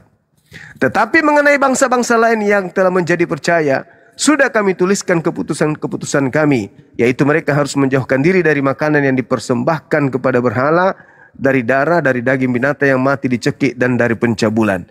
Pada hari berikutnya, Paulus membawa orang-orang itu beserta dengan dia. Dan Paulus mentahirkan diri bersama-sama dengan mereka. Lalu masuk ke dalam bait suci, bait Allah, bait Elohim, untuk memberitahukan bila mana pentahiran akan selesai dan persembahan akan dipersembahkan untuk mereka masing-masing. Jelas tuh? Jelas. Jelas Paulus bertobat dari mengajarkan jangan bersunat dan makan babi. Nah, aku tahu kenapa dikatakan ada kata tahir di situ, dari kata tahor, bahasa Ibrani tahor. Nah, lawannya adalah tahor. Suaranya kecil, Ahi. Halo, halo. Udah Iya, belum? besar. Oke, udah. Ya. Jadi aku paham ketika dikatakan dia disuruh mentahirkan diri, dan dia mentahirkan dirinya. Tahir itu lawan katanya tame, najis. Jadi Paulus dianggap oleh para tua-tua itu sebagai seorang yang najis, dan dia mengakui kenajisannya dengan ngapain? Dengan dia mentahirkan dirinya supaya menjadi tahir. Ya. Jadi dia jadi tahir lagi dari kenajisannya, begitu. Wah, Sama. mantap itu. Di Islam juga taharah. Oh, mantap. Iya. Mantap. Jadi tahir, Oh, taharah. jadi dia sudah mengakui dengan dia melakukan, harusnya kalau dia tetap kekeh, nggak mau saya, dia jangan mau ditahirin, betul. biarin aja. Iya, Nah, karena udah berarti Paulus ini bertobat, bertobat. Karena dia mentahirkan diri kan. Dia tidak mentahirkan lagi. dirinya, gitu. Itu logika sederhana. Allahu Akbar. Berarti dia Saya aja mensucikan baru diri. dengar ayat itu, saya baru dengar, saya udah paham. Ketika mentahirkan, karena dia dalam keadaan najis, jadi harus mentahirkan diri. Biasanya orang Yahudi begitu. Ketika sebagai hubungan suami istri, paginya suami itu harus mentahirkan dirinya. Iya. Dengan ada kolamnya khusus untuk dia menyemplungkan dirinya situ. Baru dia dalam keadaan bersih bisa datang berdoa kepada Tuhan. Berarti Paulus dalam keadaan najis dianggap, dan dia menyadari itu, Iya, makanya dia makanya dia mentahirkan dirinya. Mantap Aki. Inilah. Berarti saudara-saudara kita ini gimana ya bilangnya ya? Iya. Bang Handi naik, Bang Handi. Berarti gimana tuh nasib yang orang udah terlanjur ya, termasuk sampai sekarang itu kurang ajar ya. Selamat sendiri kan, nggak selamat. Aduh. Orang selain ya dia sendiri disunat, yang lain nggak sunat. Itu memang paling itu Paulus. Apabila engkau menyunatkan dirimu, maka Yesus Kristus tidak berguna bagimu. Aduh, gila. Banget ya, habis itu dia tobat ya kan, dengan harapan di dosa diampuni. Terus bagaimana dengan yang lainnya itu yang sudah terlanjur? Yang parah juga itu yang di Filipi 3:8 itu yang dikatakan hukum Taurat itu sampah. Itu juga parah. Di Galatia 2 nomor 16 nomor 21, tidak ada orang yang dibenarkan karena melakukan hukum Taurat. Oh, parah kali memang doktrinnya. Tapi giliran kembali ke Yerusalem, dia malah bertobat, kan lucu. Allahu Akbar. Benar-benar ini. Assalamualaikum Bang Handi. Oh, waalaikumsalam warahmatullahi wabarakatuh. Sini aja Bang Handi. Kita kangen sama Ahibil ini. Aku pakai mie standar ini. Iya, nggak apa-apa, bagus suaranya kok. Tapi aku teleponan dulu sama luar pulau, bentar ya. Siap. Iya. Ya. Itu nggak ada kelanjutannya lagi soal yang orang yang murid-murid yang sudah terlanjur itu nggak ada lagi. Nggak ada diceritakan, kemudian nggak ada. Cuma dikatakan akan disurati gitu ya. Iya, akan disurati supaya mereka jangan jangan makan makanan yang haram gitu maksudnya. Dan lucu di kisah para rasul ini, karena dikatakan gini, tetapi mengenai bangsa-bangsa lain yang telah menjadi percaya supaya kami tuliskan keputusan-keputusan kami. Kemudian sebelumnya dikatakan bawalah mereka, bukan. Sebab itu lakukanlah apa yang kami katakan ini. Di antara kami ada 4 orang yang bernazar. Nah, sebelumnya, tetapi mereka mendengar tentang engkau, bahwa engkau mengajar semua orang Yahudi yang tinggal di antara bangsa-bangsa asing untuk melepaskan hukum Musa. Sebab engkau mengatakan supaya mereka jangan menyunatkan anak-anaknya dan jangan hidup menurut adat istiadat kita. Jadi bagaimana sekarang? Tentu mereka akan mendengar bahwa engkau telah datang ke sini, kemari. Sebab itu lakukanlah apa yang kami perintahkan ini. Jadi seakan-akan imam-imam ini melindungi Paulus. Melindungi Paulus dari kemarahan orang. Tapi dengan catatan, tahirkan dirimu bersama dengan 4 orang yang sedang bernazar ini dan bayarkanlah mereka. Itu. Iya, jadi supaya dilindungi lah, supaya dilindungi. Masa gitu ya. Iya, supaya tidak diamuk masa gitu. Betul. Karena kan ceritanya dia sebelumnya bagian dari itu kan, dari orang-orang Farisi itu kan, dalam catatan PB kan. Iya. Oh, oke. Mereka sebarisan dengan orang-orang Farisi. Halo, Saudara Herman. Boleh tanya sama Bang Yosef? Dari mana? Ya, silakan. Boleh Bang Yosef? Dari mana dulu Bang? Katolik, Protestan? Oh, dari Katolik. Oh iya, silakan. Ya, kalau di Yahudi itu ada kurban nggak Bang? Oh ada, korbanot ada. Boleh. Tapi korbannya bukan manusia, tapi hewan. Iya, kurban hewan apa sih Bang? Korbannya kalau nggak sapi, kambing, burung, terus ada lagi tepung sama domba. Kalau orang itu nggak mampu, paling miskin tuh tepung aja bisa. Jadi nggak harus selalu pakai darah. Kalau diapain kurbannya Bang? Prosesnya? Ada di dalam kitab imamat. Jadi kalau misalnya korban apa nih kamu? Korban kambing sapi.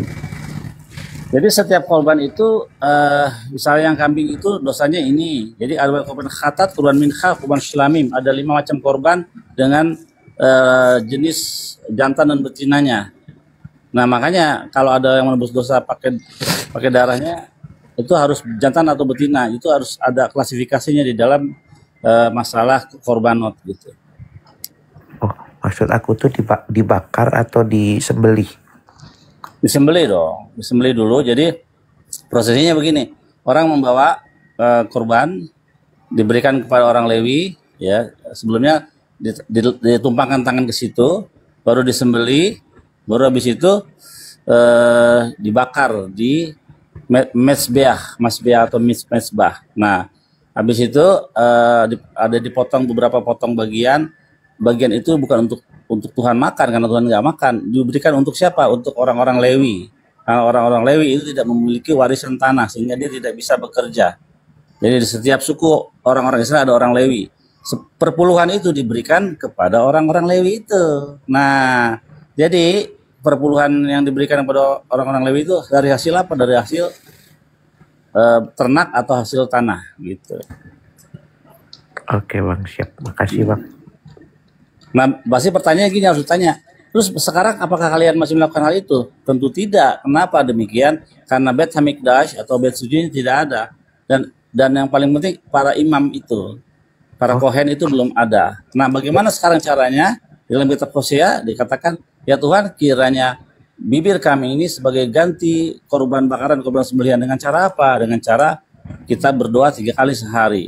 Makanya di dalam Sakharit dan Mincha, doa pagi dan doa petang, siang itu, sore gitu, itu kita membacakan ayat-ayat di dalam imamat soal korbanot. Ya, tentang korban kita bacakan di situ. Tentang pengampunan dosa juga. Makanya ketika orang Yahudi itu skip dia sembahyang, maka sayang sekali karena di dalam bagian sembahyangnya orang Yahudi ada minta ampun dosa di dalam korban itu. Kita minta ampun dosa apa yang kita lakukan sengaja. Itu makanya kalau kita berdosa tadi, berarti Bang Yosef sudah tidak ada lagi kurban maksudnya tadi. Ya, kurban kita dengan melakukan pila, dengan berdoa. Oh. Tapi nanti menurut kitab Yeskiel, ketika bait suci ketiga itu dibangun, Beit Hamikdash, maka semua itu akan kembali dilakukan. Baca Yeskiel. Berarti mengenai sudah tidak ada kurban begituan lagi sama yang Islam agak beda ya? Bedanya di mana tuh? ya kan Islam masih melakukan. Kalau Katolik kan udah enggak juga. Saya baru tahu kalau Yahudi juga udah tidak melakukannya.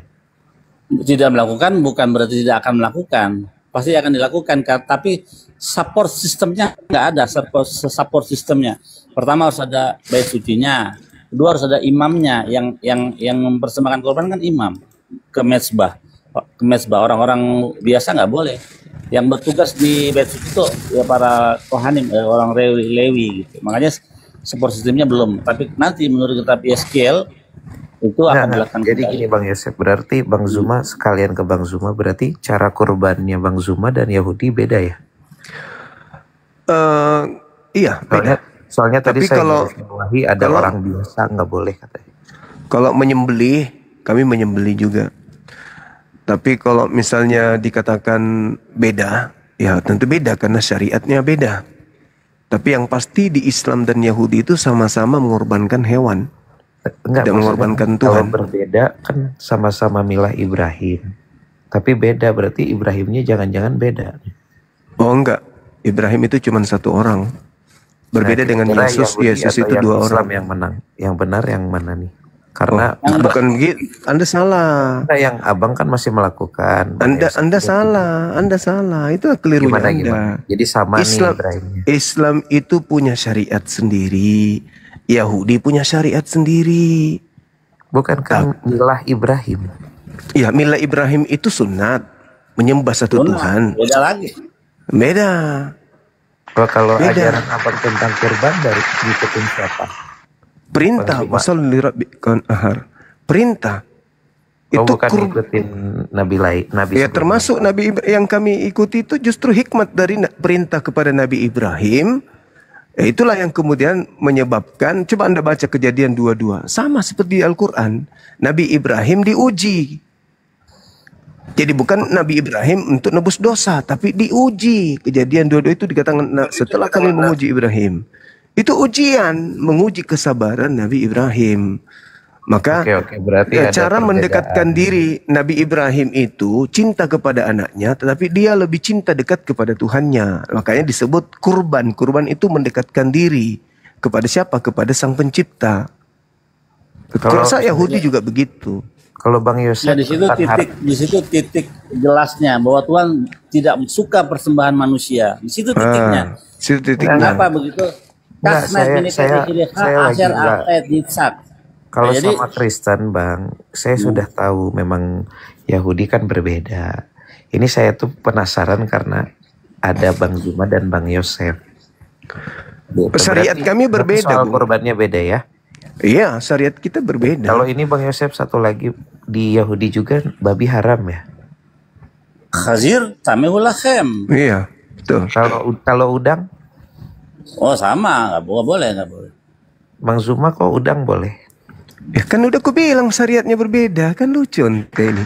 Kok biasa beda kan, kadang suka berbicara kalian Tuhannya sama. Lah, presiden kita itu sama. Bang Yosef Tuhannya dengar dulu, Lul. Bentar Bang Zuma bentar, biar saya cek Anda dulu kalau tidak bisa mendengarkan Anda dibawa. Yosef, Allah Tuhan kamu bukan? Oke, saya buka kitabnya ya, biar semua mata memandang. Ya, nggak bisa buka lagi nih. Biar dia dengarkan aja Bang. Anda dibawa aja, Anda dengarkan di bawah. Oke. Di bawah sambil colok-colok pantat. Dengarkan. Ya, kalau kita buka kitab Keluaran 20 dah, yang paling gampang aja. Ketika Tuhan memberikan 10 perintah. Ini bukan saya yang nulis, ini Rabi yang sangat hebat, yaitu Rabi Saadia Gaon. Oke, di dalam targumnya. Oke teman-teman, di follow saudara Yosef, di follow biar bisa buka kamera beliau. Ya, jadi begini bunyinya ya. Kita lihat targumnya. Targum Rasak, oke, mantap ini. Anoki Hashem Eloheka asilkan Misraim bit Afadim. Jadi Rasak di dalam targumnya mengatakan Annaullah Robuka. Nah, jadi Rasak seorang rabi besar Yahudi Ya, ketika nama YHWH itu disejajarkan proper name dengan nama Alef Lamet Lamet Hei dengan nama Allah. Begitu. Allahu Akbar. Ini adalah fakta yang bisa dipertanggungjawabkan secara data kalau Anda buka dalam Targum Rasak. Allahu Akbar, Masya Allah. Nah itu, jadi kamu sebagai Kristen harus paham ya, nih tak ajarin. Yang dibawa yang tadi. Nabi Ismail, ya kami mengatakan Nabi. Untuk memuliakan keturunan daripada Nabi Abraham. Jadi, memiliki keturunan yang mana hari ini kita kenal dengan bangsa Arab. Itu kemudian mengentaskan Islam. Kemudian Nabi Ishak alaihissalam itu kemudian ini turunannya mengajarkan agama Yahudi. Nah ini Kristen ini turunannya siapa? Agama yang menghalalkan semua makanan itu turunan siapa? Siapa yang mula-mula menghasut manusia untuk menghalalkan semua makanan? Itu dulu. Jadi Kristen ini bukan dari Ishak, bukan dari Ismail. Dari Kristen ini dari mana? Nah cari sendiri kalian itu dari mana datangnya. Kok tiba-tiba kalian menggunakan terjemahan kitabnya saudara Yahudi. Dia. Jadi kalau kami orang Yahudi, kami Islam memahami bahwasanya kami menyembah kepada ilah yang disembah oleh Abraham, Ishak, Yakub. Itu sembahan kami, itu udah final, nggak bisa Anda ganggu gugat. Nah kemudian kalian ini yang bermasalah. Dari mana kalian dapatkan konsep Tuhan itu Kristus?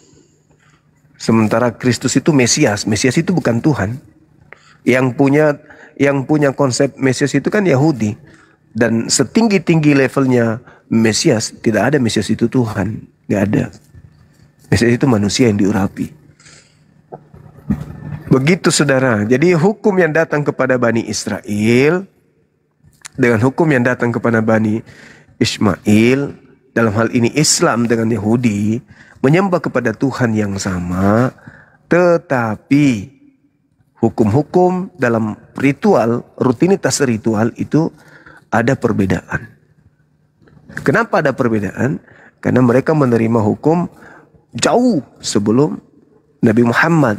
Zamannya berbeda. Hukum-hukum yang datang, ya tentu pencipta langit dan bumi maha tahu. Pada saat itu belum bisa mencanangkan kemudian ajaran yang seperti Islam pada zaman itu. Maka diberikanlah aturan kepada Nabi Musa dan kaumnya. Nah ini Kristen ini punya aturan sendiri. Ibadah minggu, makan babi, menyembah kepada Kristus. Kemudian Tuhannya 3 pribadi. Tuhannya nusul ke bumi jadi manusia. Menebus dosa pakai manusia. Dosa ditebus, kemudian mengatakan Adam alaihissalam itu mewariskan kemudian dosa kepada keturunannya. Ini yang parah, ini fitnahnya yang luar biasa. Fitnah yang luar biasa itu yang digaungkan oleh kalian, memfitnah Nabi Adam mewariskan dosa kepada keturunannya. Itu fitnah yang luar biasa. Gak ada itu cerita. Benar. Itu di mana ya akhir dalam kitab Ulangan atau Keluaran dikatakan gini, lo yumtu afot al-banim ubadim lo yumtu al-afot isbekhatov yumatu. Jadi ayah tidak boleh dihukum, tidak boleh dihukum mati oleh karena kesalahan anak tidak boleh dihukum mati oleh karena kesalahan ayah. Orang yang Yehezkiel 18 dalam Torah, dalam Torah. Dalam Torah. Kalau yang saya tahu dalam Torahnya itu coba dikatakan gini, di kejadian 52, kejadian 1 nomor 28, keturunan Adam laki perempuan itu diberkati oleh Elohim. Itu jelas itu. Jadi tidak ada itu kemudian dikatakan bahwa Adam mewariskan dosa kepada keturunannya. Itu nggak ada. Yang ada cuma ada di kitab Roma. Lagi-lagi Paulus gitu. Gitu ya, teman-teman Kristen. Di sini sudah ada praktisi Yahudi. Nah, teman-teman tolong di tap-tap di follow akun saudara Billy ya. Assalamualaikum Bang Ima.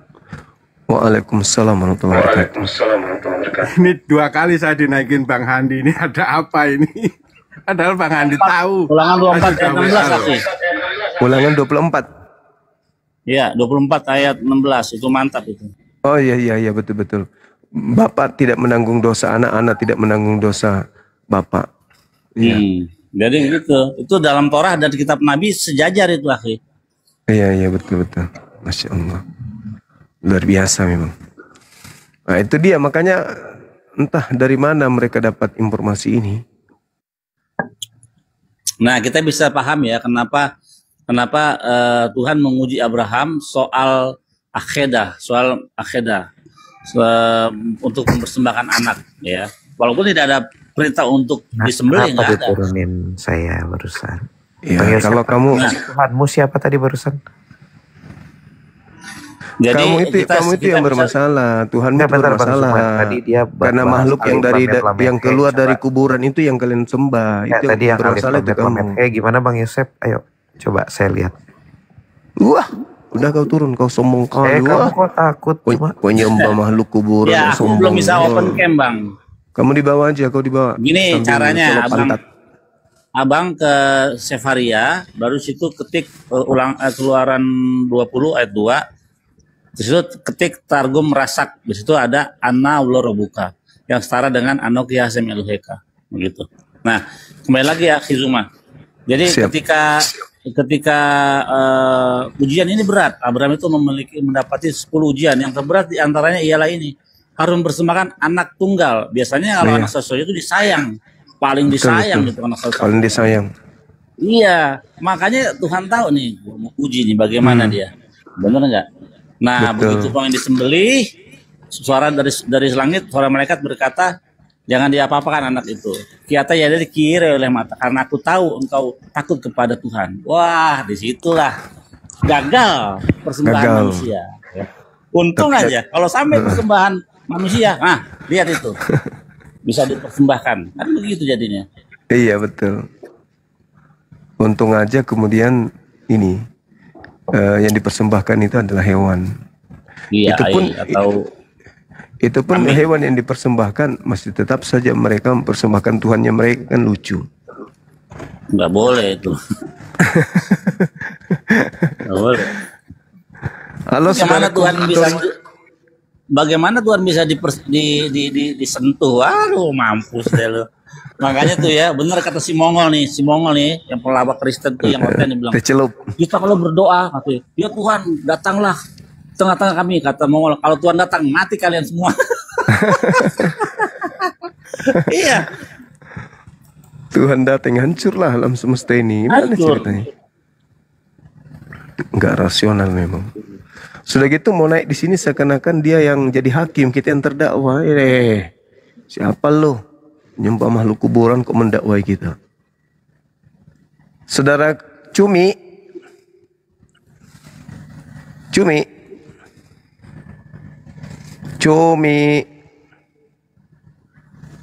Sombong kali, bah. Udah dipanggil pun begitu.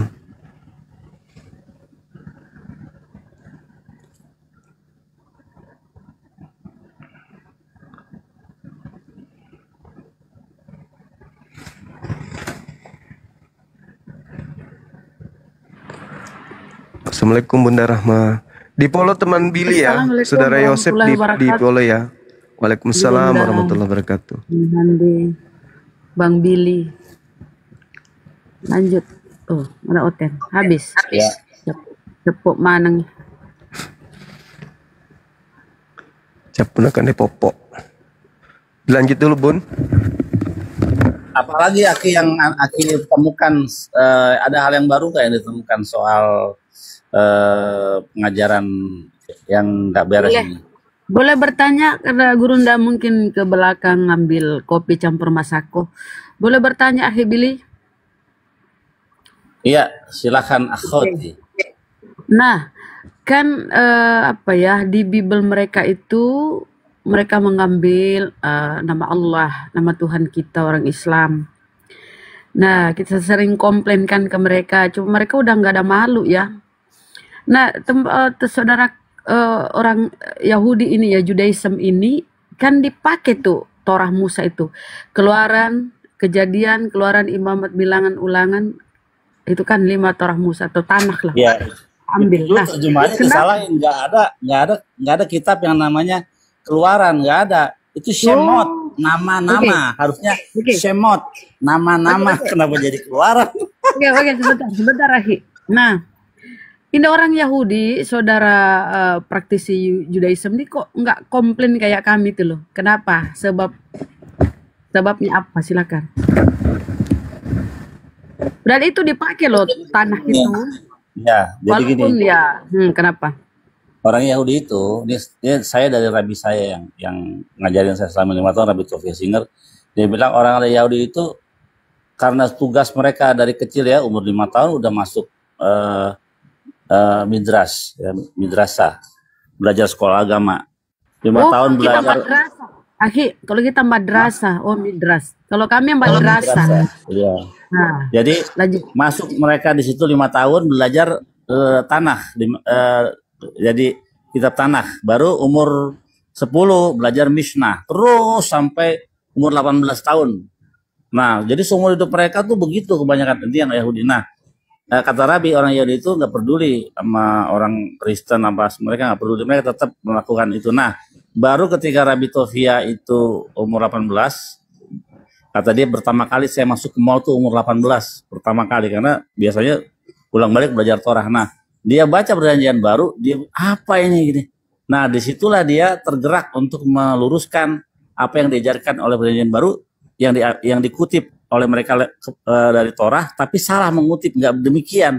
Makanya Rabbi Tovia di dalam beberapa kesempatan di dalam podcastnya dia menjelaskan secara jelas lewat teks dan konteks dari ayat yang sesungguhnya. Misalnya Yesaya 7 tentang Immanuel, tidak ada hubungannya Immanuel di dalam kitab Yesaya dengan Immanuel yang di dalam kitab Matius, nggak ada hubungannya gitu. Karena yang ditunggu Tuhan beserta kita itu beserta Ahaz dengan penduduk Yerusalem yang urgensinya sedang dikepung oleh 2 raja. Tuhan beserta kita, akhirnya benar 2 raja itu dihancurkan oleh Raja Tiglat-Pileser ketiga. Tuh, itu dalam kitab raja-raja pengenapannya. Jadi tidak menunggu 700 tahun kemudian dari zaman Yesaya ke zaman Yesus. Nah, seperti itu dijelaskan. Makanya baru sekarang ini ada istilahnya anti missionaries, encounter missionaries, mengencounter para penginjil. Kenapa? Karena mereka sudah kalau kata Rabi, mereka itu seperti kanker yang menjalar kemana-mana. Jadi harus di stop. Caranya dengan apa? Dengan memberi penjelasan yang jelas sesuai teks dan konteks.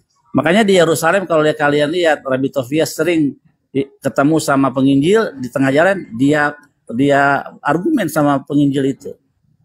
Begitu. Nah, ada beberapa Rabi, Michael Skobach juga demikian. Nah, karena saya adalah Rabi muridnya dia, saya merasa punya tugas untuk meluruskan apa yang salah teman-teman Kristen ambil dari kitab kami begitu. Jadi ini pergerakan yang baru saja abad 21 ini oleh karena aksi dan reaksi daripada para penginjil yang seperti kanker di mana-mana. Kita lihat di Monas sudah ada tuh orang-orang bule datang, pakai mikrofon gede-gede gitu kan, terimalah Yesus kalau nggak kau masuk neraka. Nah kayak begitu-begitu harus ada encounter, harus ada yang menghentikannya, tentunya dengan cara yang tidak kasar, tapi dengan cara yang baik, dengan berargumen, dengan berdebat dengan mereka, dengan menjelaskan bahwa tidak demikian adanya seperti pemahaman kalian ketika kalian mengambil dalam kitab Taurat kami gitu. Allah. Pantesan Rabbi Tovia Singer itu pernah podcast ya, disampaikan ya bahwa begini-begini. Oh keren-keren. Bahkan pernah ngobrol sama Pak Donditan ya, Iya betul. Jadi itu ya, sehingga apa ya, sekarang mulai banyak saudara-saudara kita ya, kalau kita lihat misionaris di sana itu diludahin loh.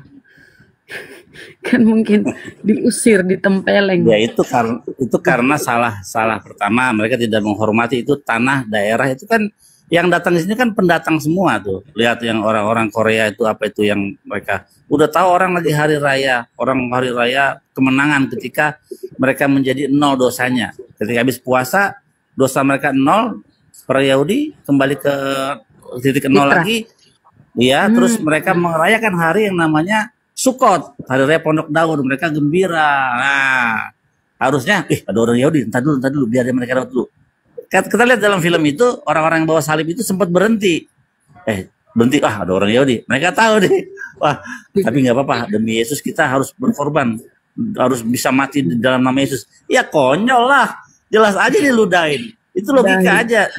Misalnya nih, kalau ada masjid keluaran bubaran Jumat, coba dah lu bawa salib situ kalau nggak diludahin lu. Itu logika sederhana. Jadi mereka tidak menghormati tanah suci orang Yahudi di sana. Begitu juga dengan perempuan Jepang apa Korea tuh. Pada hari Sabat dia teriak-teriak pakai mikrofon. Ya, begitulah akhirnya. Jadi mereka dianggap seperti penyakit kanker ya. Ya Allah. Iya itu kalau aku bisa menggorogoti dari dalam gitu ya, memakai kitab orang, menyalahgunakan, menafsir seenaknya, ya kan? Nah inilah ya, jadi mereka memang ini benalu kawan ya, hidup tergantung kepada orang lain gitu loh, kayak benalu hidup di pohon, di apa ya, hidup di pohon yang lain gitu loh. Jadi tanpa tanah ini ya, Kristen itu nggak bisa berdiri. Jadi harus ada tanah. Nah, itu yang berbeda dengan Al-Quran. Al-Quran dia berdiri sendiri dengan iman sendiri, berdiri sendiri dengan apa syariat-syariat halakanya sendiri.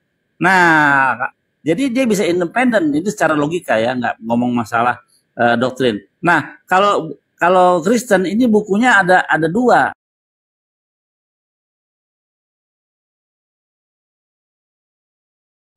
Dua-duanya itu bertentangan 180 derajat kalau kita mempelajarinya dengan benar.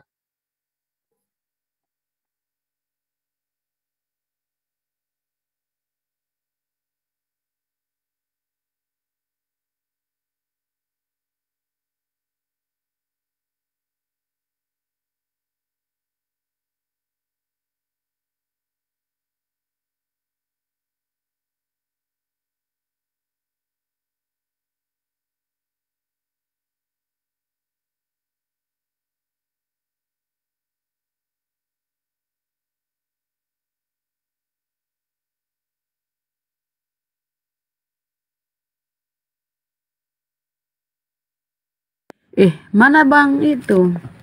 Aduh, Gurunda jeda. Bang Handi, Assalamualaikum. Mana akhir ini ya? Jadi begitu ya ceritanya teman-teman ya. Beliau tadi itu praktisi Judaism ya. Ada memang keturunan Yahudinya. Tengoklah kata-katanya ya. Jadi mereka memang itu dianggap penyakit kanker ya, menggerogoti dari dalam ya, berusaha apa yang merusak dari dalam. Seperti inilah istilah Al-Quran kita ada di Bibelnya ya, istilah Al-Quran, nama Tuhan kita ada di Bibelnya. Dia diam-diam ingin merusak kita itu dari dalam, merusak akidah kita dari dalam. Nah inilah gunanya Gurunda menyampaikan, ustadz-ustadz kita menyampaikan di komal-komal. Inilah gunanya untuk mengkonter para misionaris itu ya, ingin menyesatkan gitu loh. Gurunda jeda, Bang Handi tidur. Ya apa dong? Bunda Mila ada di bawah request.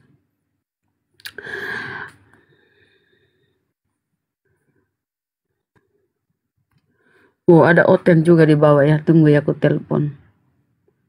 Tunggu aku telepon dulu Gurunda. Beliau jeda lo.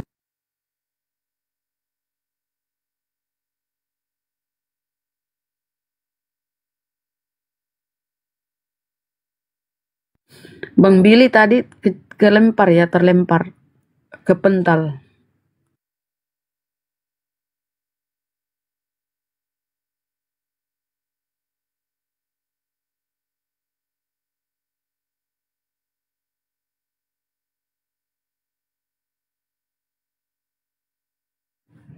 Jadi kita itu apa ya, orang Islam itu independen ya, nggak tergantung.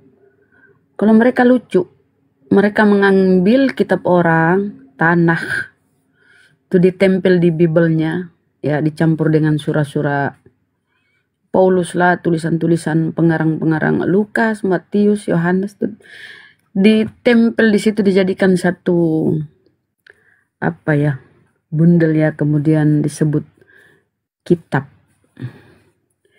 Nah, padahal di dalam satu buku ini enggak apa ya, enggak sejalan. Artinya nggak bisa ya Bunda ya. Iya, dimatikan sama Gurunda. Oh, mau Padahal ada kasih naik orang. Gak bisa kasih ada Bunda Mila, ada Oten. Gurunda jeda itu udah. Apa jaringannya?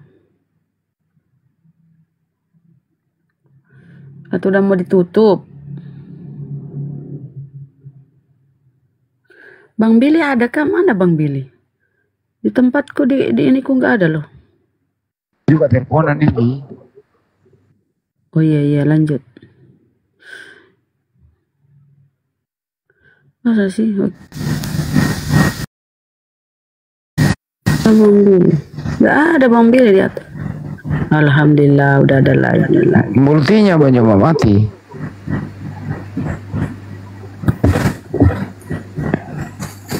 Nah udah bisa tuh. Halo Cahaya Timur, selamat pagi. Turun dia. Takut kali kamu dia. Udah keluar Bunda Mila ya, tadi ada multi. Bunda aku telepon. Lanjut. Akhir Billy pun terlempar. Iya. Sorry, ini ditombak dari bawah. Oh, tombak. Hari, selamat pagi, Hari. Ada yang bisa dibantu? Ya, pagi. Pagi gimana? Ada yang Muslim Kristen, Hari? Oh, aku Muslim. Udah lama jadi Muslim? Ya, dari kecil lah. Dari kecil. Kenapa jadi Muslim? Nggak tahu, dari kecil sudah Muslim. Tapi waktu kecil biasa disuruh ngaji? Suruh ngaji, ya dulu, terus alif bata dulu. Oh ya udah. Coba Al-Fatihah. Bismillahirrahmanirrahim. Alhamdulillahirabbil alamin. Arrahmanirrahim. Maliki yaumiddin. Iyyaka na'budu wa iyyaka nasta'in. Ihdinas siratal mustaqim. Siratal ladzina an'amta 'alaihim ghairil maghdubi 'alaihim waladdallin. Amin. Lain kali kalau baca itu jangan buru-buru, santai, atur napas, gitu. Ya cepat selesai Bang Andi, kan lebih cepat lebih enak. Ya kagak boleh begitu cepat selesai. Al-Quran itu dibaca ada waktu, ada jedanya, ada apa namanya, ada syaratnya. Kalau tadi buru-buru kayak ada orang mau nagih utang gitu loh. Oh iya ya, Bang Andi itu lucu, aku seneng mendengarkan suara itu. Ya, lucu gimana? Aku kan bukan pelawak. Ya gitulah, ginilah. Ya udah. Ciri khasnya begitu lucu. Ya udah, Bang Hari, kalau besok ada waktu itu tanah diurus.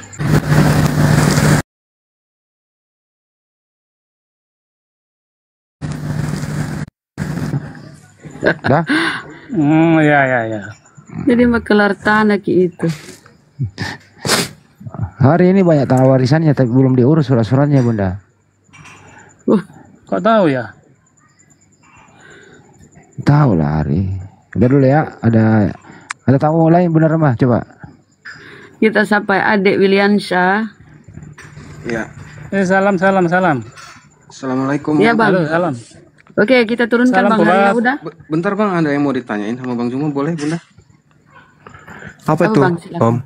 Om? Ini Bang, saya kemarin ngedengerin Bang Handi itu apa, Yesus itu setelah dibangkitkan itu apa dia keliling kampung terus tausiah gitu mengatakan dia Tuhan atau gimana Bang? Nggak ada itu, nggak ada. Nggak ada. Nggak ada ya Bang ya? Nggak ada. Kalau yang keluar dari kubur itu, dia cuma meminta agar seluruh bangsa menjadi muridnya. Murid saja, murid. Oh, Yang itu ada itu, Bukan menjadi hamba. yang ada itu, dengerin. Iya, iya, siap. Yang ada itu dibuatkan surat. Sebenarnya dibuatkan surat oleh yang suka buat surat, bahwa yang keluar dari kubur ini ya mati hidup kembali supaya menjadi Tuhan. Nah itu. Oh, Bang Andi, saya ngunyah dulu Bang Andi. berarti Bang Andi cuma pernyataan satu orang gitu ya, bukan dia setelah bangkit dia keliling gitu berdua Paulus gitu. Bukan ya Bang? Ya, enggak. Setelah Enggak ya? menurut cerita, gitu ya, dia bangkit bersamaan gempa bumi kan gitu ya. Ya, orang-orang kudus juga bangkit, Yesus juga bangkit. Kemudian mendatangi murid-muridnya kaget dikira dia hantu. Yesus berkata, aku bukan hantu, lihatlah tanganku, lihatlah badanku, hantu tidak punya daging dan kulit. Mereka masih belum percaya. Nah, diberikanlah dia ikan goreng. 40 hari di bumi, nggak tahu. Nah itu dia Bang. 40 hari di bumi, ya nggak tahu lah. Saya pernah tanya sama pendeta, dengerin dulu. Iya, Saya pernah tanya sama pendeta, selama 40 hari ngapain? Jawaban mereka itu tidak tertulis. Saya pernah malah tanya sama pendeta, kan ibunya pasti kangen dong, apa dia balik dulu ke rumah, sowan sama ibunya, saya hidup lagi loh Bu. Nah, menurut pendetanya itu nggak ada cerita seperti itu. Yang jelas 40 hari beraktivitas di bumi baru dia terangkat ke langit, ke surga gitu. Jadi kita nggak boleh nama-nama juga ya, bahwa dia keliling khotbah apa enggak juga. Tapi menurut mereka dalam logika saya gitu loh Bang, setelah Bang nggak boleh kemarin, itu namanya monolog, menafsirkan kitab orang nggak boleh. Siap Abang. Kecuali waktu dikubur di 3 hari itu dia turun ke alam maut. Nah itu ada menurut mereka. Dari alam maut 3 hari dikubur gitu.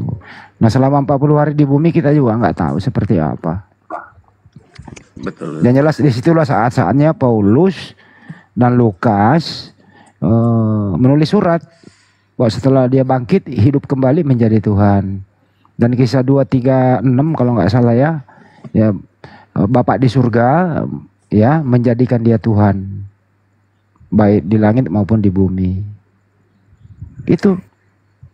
Jadi disitulah saat-saatnya dia jadi Tuhan. Oke. Nah, apakah itu benar anaknya Bunda Maria atau bukan ya, walau bisawab ya. Yang jelas kalau ada oten ya bisa kita diskusikan gitu, karena nggak ada ya Anda bertanya kita jawab sebagaimana yang tertulis, sebagaimana pengertian mereka. Kira-kira gitu bro. Jadi lain kali jangan nanya yang aneh-aneh. Nggak, masalahnya yang kemarin aku dengerin Bang Handi sampai terpingkal-pingkal loh Bang, kalau ada apa. Nggak boleh aja yang aneh-aneh. Nanti memancing Banyuma, nanti kalau pertanyaan gitu memancing Banyuma untuk monolog. Nggak boleh seperti itu. Jadi izin lanjut sedikit ya. Iya, Bang. Dipental. Tapi kita sapa dulu Pe ya.